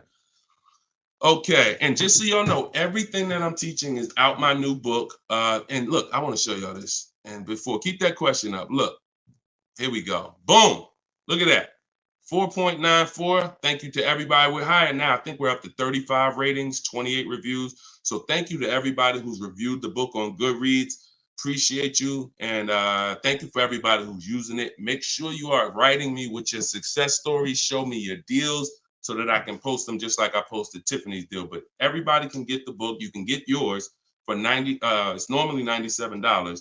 But as our welcome special, our book launch special, you can get it for $24, 75% off in my TikTok bio for 30 minutes, or my Instagram bio, or in the comment section of YouTube or Facebook. We have a comment pin for you. And if you're watching us on TV, you can use your phone and you can scan the QR code here on the screen, and you can get your copy for 75% off. But once that timer hits 0, if you visited that page and the timer it started, once it hits 0, the price does go back up to $97, which is still a great price. It's a great price either way. And it'll be in your inbox in a couple minutes. Okay, this is from Instagram. I use your template in the book to ask for quotes. Their response is the lowest offer you ever received. They are being difficult and giving me their best offer. What's the best way? Use the scripts. It's just conversation. Hopefully you listen and you have a separate email, because you're not going to have intelligent conversation with 5, 7, 10 dealers mixing personal emails. So every part of the system is important, having a separate shopping email. So everything in there is dealers. And now everything they're saying, we have a response for. Every single thing. It doesn't matter. Don't expect 80% dealers to be easy. Expect them to, hey, can we have a conversation? Hey, when can you come in? Hey, this be a whole lot easier if you're here. See, what we already know is we've given them all the information they need to give us a quote. So the best thing, or the stages we move through in our conversation with dealers, is who has a car that I want. That's first. Our first set of scripts is designed to weed out the dealers who don't even have a car we want. Nothing to talk about. Nothing to talk about. So there are dealers who won't tell you they have a car. That's why we have scripts. Hey, when can we talk? I'll be handling my whole purchase online. Can you confirm if you have something that matches? Every one of my scripts ends with a question. If you're not going to use my scripts in my book, then you make sure every email you write should end with a question, never a statement. So what you're sitting at home and you are copying and pasting. Very simple. Everything they say, we have a response, because I use those scripts. I'm from inside the dealers for 14 years. I know those scripts. Hey, it'd be easier if you were here. Hey, we only do business in person. Hey, when can I get you on the phone? I promise it won't take long. All of the stuff they're going to say. Hey, we only quote in person. None of the people I'm talking to have said that. So should I remove you from my list? Always ends with a question. So your expectation may be, you thought by sending all the scripts, you were just going to get, oh, quotes coming in, everyone doing this. No, that's why we have scripts, because we keep the conversation moving forward. Everything they say, just go to the script, open the template. And just so y'all know, in my book, one of the best reasons why it's a digital book is because I link you to videos and I link you to documents, and that you can copy and paste. So that what this person is talking about is the templates and scripts that I've created for contacting and having these conversations with dealers. So, but everything you are doing, everything they're doing is very predictable. You just change your expectation. I'm going to talk to several people and I'm going to weed this down to 5 offers. And out of the 5, one of them is going to beat everybody else. And then I'm going to use my counter offer calculator that Deshone made to send the counter offers and close my best deal. Take all the emotion out of it. Take all the emotion out of it. You should be emotionless at it. Nobody can hurt you. All right, you're at home in your living room. All right, go ahead. Mike said nobody gives us this info. I sold cars and the dealership wouldn't even give us any insight. Trust me, Mike, I understand, man. That's why I love the 20% of car salesmen and dealers. They love what we're doing here because they know we were never taught this stuff. So we were never taught about leasing, financing. Thank God I was able to learn it, and I was able to, but we weren't taught about insurances, all the stuff that they should be training us on. We weren't taught. So I appreciate you being here, man. All right, go ahead, Dolan. Next question. Great questions today. Great questions. Let's go. I see you. Shout out to the people running the likes up on TikTok. Can y'all just keep tapping the screen every couple minutes if you could? If you enjoying the show, you getting value out of what we're doing, every couple minutes, if you could just tap that screen and keep running those likes up. I appreciate y'all. It lets TikTok know we talking big money over here. Yep, I see it. Thank y'all. Appreciate you. All right, this is Gary on YouTube. When leasing, is it all about purchase price? No, it isn't, Gary. Great question. When purchasing, it's always about purchase price. All in, out the door, tax fees, everything included. Purchasing is always. Now, leasing, we get our lease offers, and this is where we eliminate the term down payment. We no longer say down payment. I want you to eliminate that word, those words from your vocabulary. You want to replace them with total out of pocket. Total out of pocket. So all of our lease offers we're going to get is following the 1% lease deal principle, which is, because some people, I know Judith still asks, oh, hold on one second. Hold on.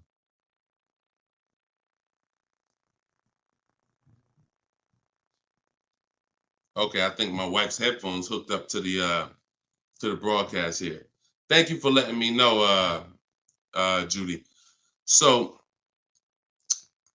when we're getting, so the 1% lease deal rule is older than, it was around, I think, before I got into the car business at 2006.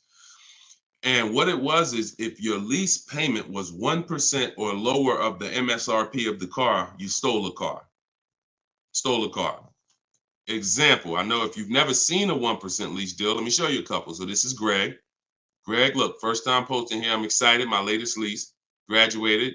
Now we have a particular online, video library here. So when they say graduated, I have a coaching program, and but the steps are the same. So I always say get in where you fit in. Steps are the same in my book, in my video course.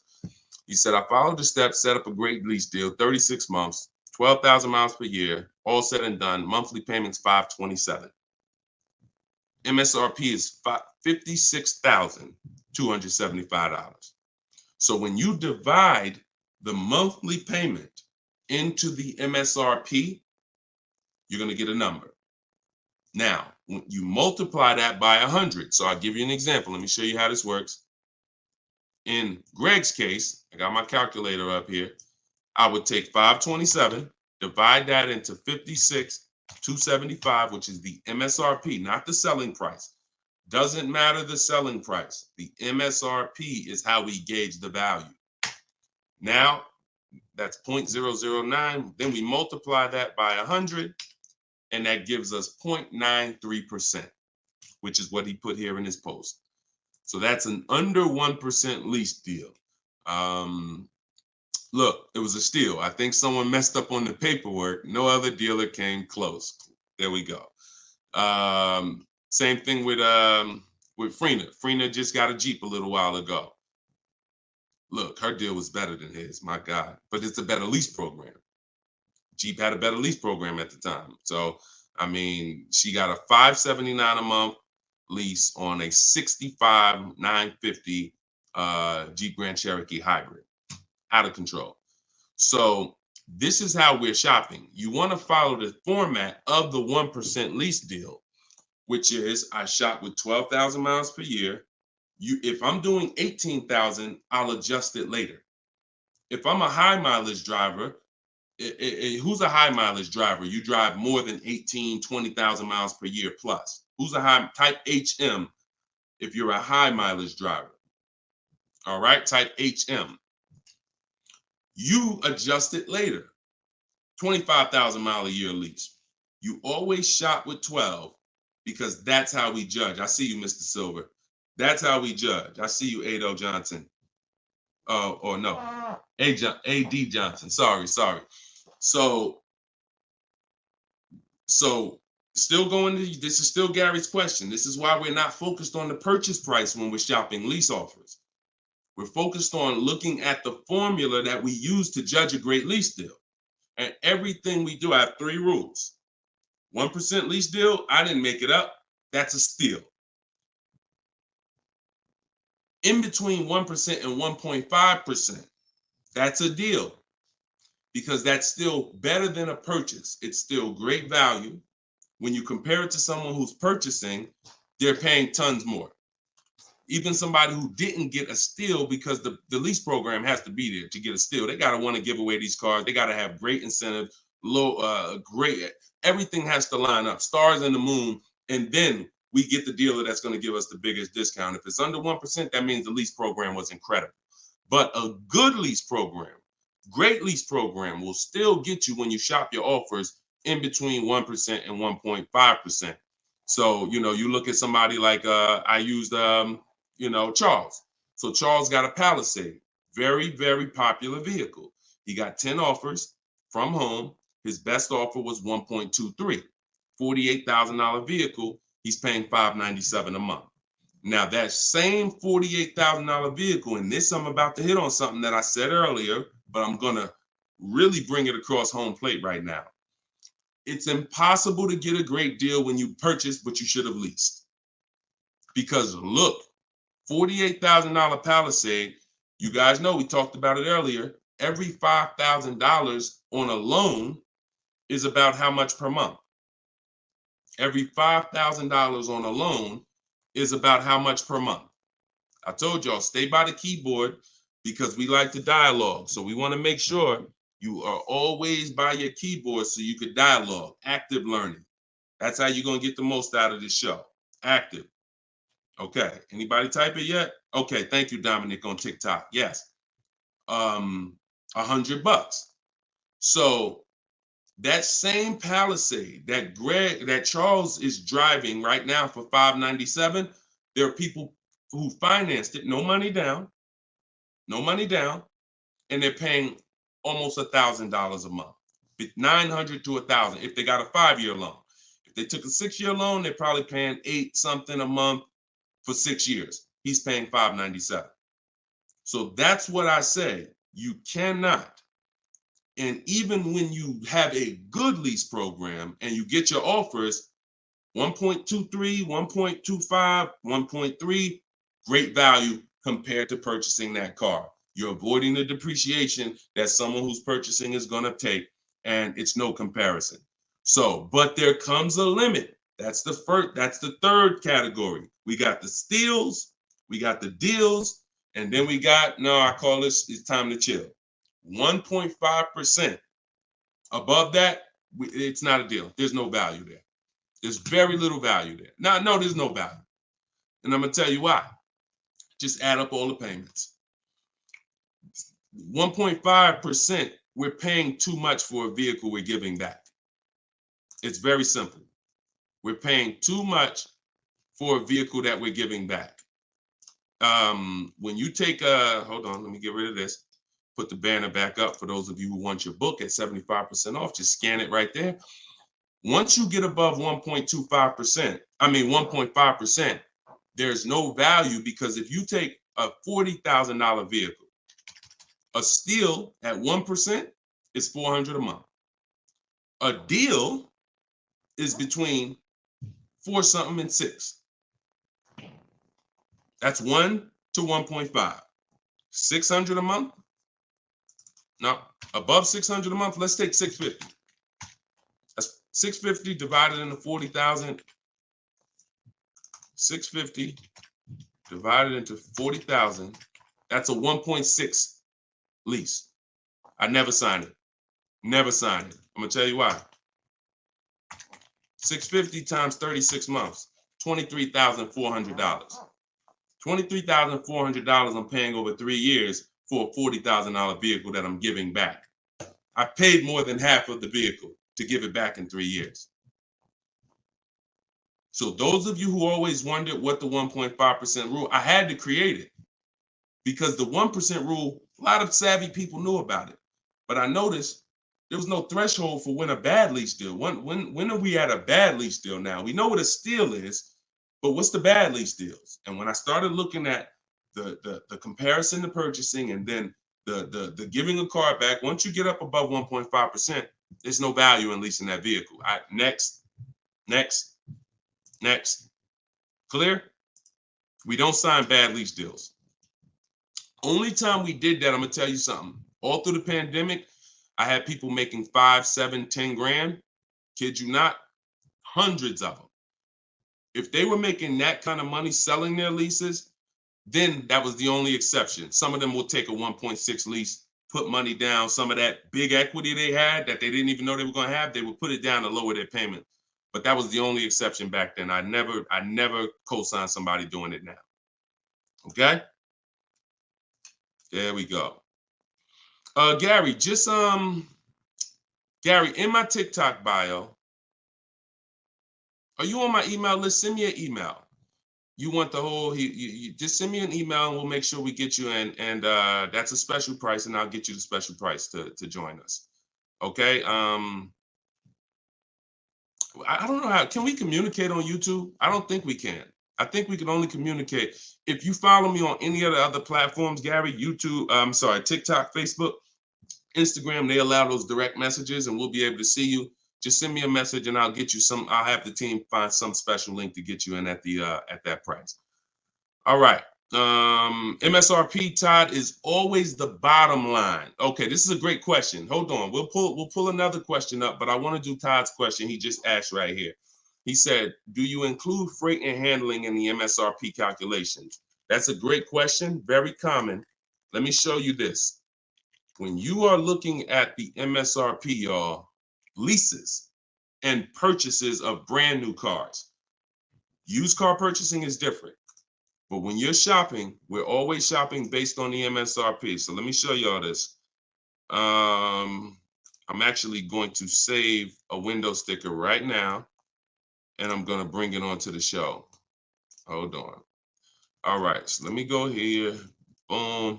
Check this out. All right, here we go. Hold on. It's loading. Boom. All right, so here's a window sticker. Now, these numbers can be a little confusing. We want to go right there. Right there. Total MSRP is all we care about. Right there. Total MSRP. Because you do pay for destination to get the car from the factory to the dealership. That's included. Like that's we pay for that. So it's no problem. We need to know. You don't want to account for any of these numbers up here before the option. It's always the bottom line MSRP, total MSRP. Now, if you ever see an addendum next to a window sticker, you see a handwritten addendum or a typed addendum that takes this total MSRP and it gives some other stuff next to it, we pay no attention to that. And in my case, if you're using what I'm teaching you, you would never even be talking to that dealer about getting a quote until you got home.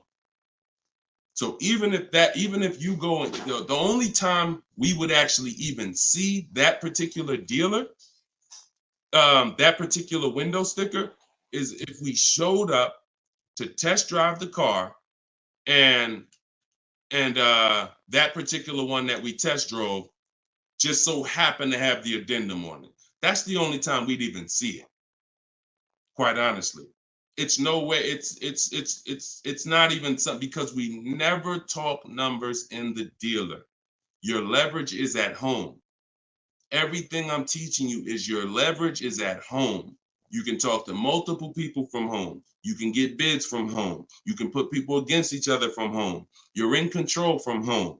You lose all of that sitting down at a car salesman's desk and going back and forth one-on-one. You can see the whole market at home. See, we get below market deals. I want you getting below market deals. There's no way for you to get below market deals without seeing enough offers to know the market. I can never sit down across the table from a car salesman and get a below market deal because I don't know what the market is. I only know what your price is. And every single one of your competitors is going to offer me a different price. Some higher, some lower, depending on who you are. And so I can only expose that information by being at home. But yes, everything we are doing is always based on that total MSRP, and that's how we do our calculations.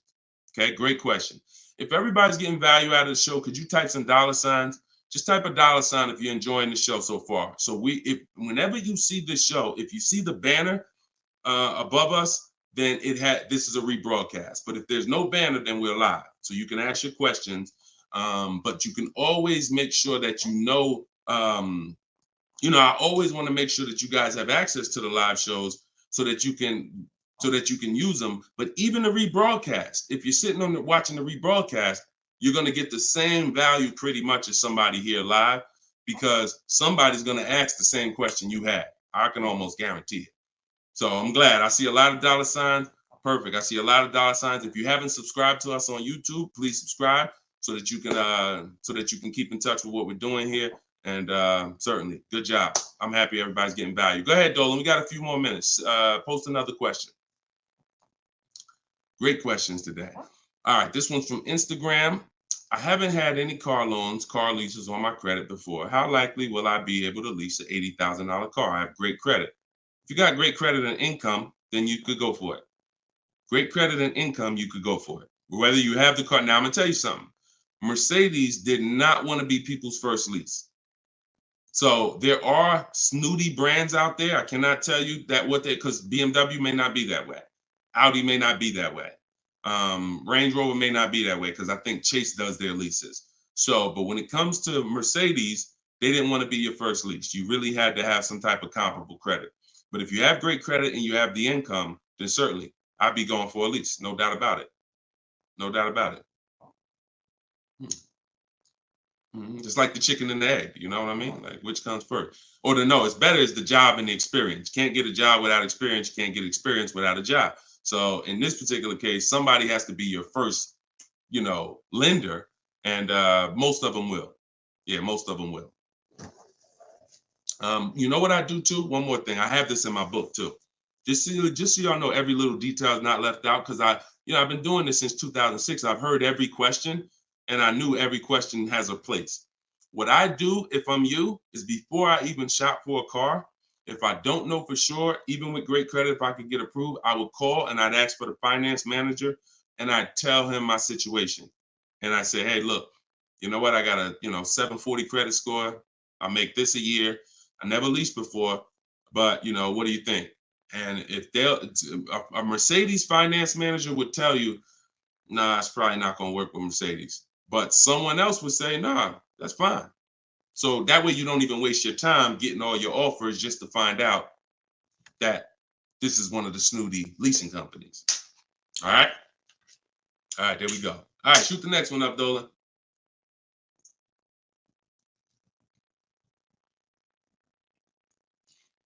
Jason Hughes from IG. 12 to 15K in equity. Great job. Okay. I mean, it's nothing you did, but if you got the equity assessment and you got bids, great job. Now, wait a minute. It doesn't sound like you got bids. And I'm going to tell you why. Because it wouldn't be an equity range. That sounds like an estimate. In fact, it doesn't sound like an estimate. It is an estimate. 12 to 15 is an estimate. When we get bids, when we do our equity assessment, we're getting bids and we're like, hey, I have $13,580 equity based on my highest offer from Driveway. See, get out of the ambiguity. Get out of the middle there. Let's get finite, definite numbers and stay out of these ranges and estimates, especially on things that take us 20 minutes to do.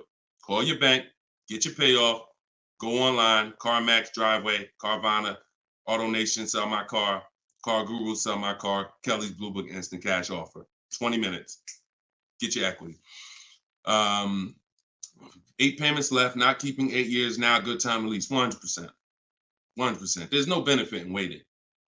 Listen, that is the path for a lot of people, Jason. A lot of people are going to discover what we're doing here, teaching by the numbers, not by emotion.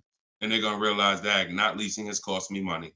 Should I wait or should I just transition now? There's no reason to wait.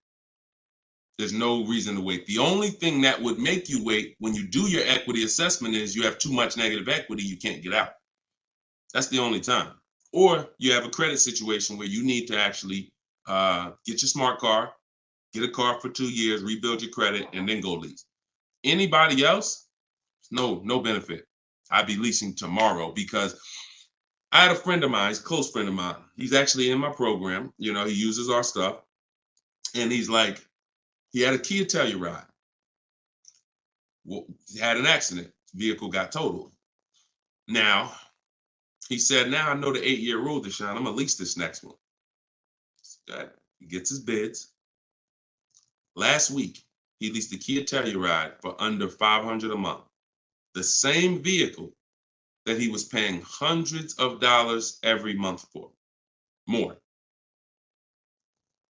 Hundreds of dollars more per month. I don't know what his payment was, but I know what a Kia Telluride costs to purchase. A $45,000 Kia Telluride to purchase with no money down is $800-900 a month. So he's literally under $5, no money down, when he was just paying hundreds more than that. So you're in the same situation. No point in waiting. Transition to a great value lease. Get your offers. You wish you could. You wish you would have did it sooner. All right. Go ahead. Next question, Dolan. Car brands will no longer offer V6. Buy the lease. Let me talk about this question on TikTok. Not right now. Get the next one. Go ahead, Dolan. Put the one you're going to put out. But get that question that this person just posted about car brands no longer offering V6s. Should he buy the lease? If you have one ready, though, put that one up. Deshone, will your book work for both lease and buy? Well, you know what? Let this person answer that for you because we just got this review. This book is outstanding. This is Barrett. And you can see all our reviews on goodreads.com. Must read, must have for anyone seeking to buy, lease, or even sell a car. It is presented in very professional, easy to follow, step-by-step manner that covers every situation. Every situation. Does your situation, Keith, fall under every? If so, we got you. Every situation from buying, leasing, with cash or credit, good or bad. Only thing that Barrett didn't put in there is used cars or new cars. That's in there too. So absolutely. So yes, I'll put the banner back up for all of you who are watching us on TV. You can you can scan the QR code here with your phone, with your camera, and you can get your book for 75% off, or you can go to deshonesbook.com. We have the link in the comments on Facebook or YouTube for you. And if you're on Instagram or TikTok, you can go to my bio, click that link, and then click the button for the 75% off and get your book for 75% off. You won't pay the normal $97. Okay? But yes. All right. I have a 2020 Nissan Sentra. This is Key. I don't want to butcher your name, so I won't try. But from YouTube, I have a 2020 Nissan Sentra. Had it for 2 years. My miles are 64,000 highway miles. Okay. I know I don't have equity. I was told don't trade it in. Would be a bad decision. It's true. We don't trade cars in. We get bids. So you need to find out what your equity position. See many of you are finding out right now how important the equity assessment is. Whenever you have a current car, equity assessment. So when you call your bank, get your payoff, then you go and you get the offers, you're either going to be in a positive equity position or a negative equity position. Now, if you're in a negative equity position, there's three solutions for negative equity. 2 of them lead to a car, 1 of them doesn't. First is you get all your offers and you can pay the difference because these are the highest offers. So whenever you are, the highest offers are these online bidders. They pay more than car dealers. In fact, 3 of them are car dealers that are bidding.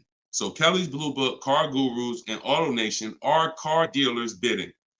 CarMax, Driveway, Carvana are online marketplaces, used car marketplaces bidding. So you're getting a wide range of diverse offers from people who compete every day to buy cars. and they cut you a check right then and there. They do an hour. Both times I went to CarMax, me and my mother separately, we were out in an hour. I've had people who sold to Carvana, Kelly Blue Instant Cash Offer. They do their inspection. And then they bring you a check. So if you can pay, let's say you said you don't have equity. So if that's the case, then you may have negative equity, which means you might owe 30 and your highest offer is 28. Then I would come up with the 2,000 and I would pay the difference all day long because I'm still winning through a bid. My car's value is maximized through a bid. And if I don't get bids, I'm not maximizing my car's value. So now, second, when we can't pay the difference, then that means we must trade. This is the only scenario where we trade. Because you need now one part of the bidding strategy you can't do. So you're going to do the other part of the bidding strategy, which is now think about what car you want. Okay, I want a Toyota Camry. Now I'm going to get my bids. I'm going to get the lowest bid, the dealer that's going to sell me the car for the lowest amount, and then I'm going to purchase from them. But before I can purchase, now I need to bring my old car into the scenario and ask them, how much is my old car worth to you? Now that's the winning dealer. You need them to bring that loan because you need them to carry that negative equity you have and put it on top of your existing deal. So you cannot depend on, don't even think that they're going to pay the amounts you had over here. Oh,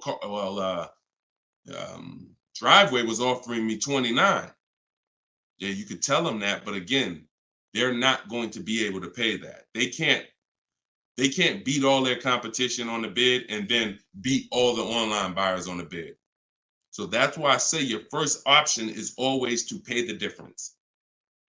Because you can win with bids there, you maximize, and then you do a separate transaction, you can still keep them separate.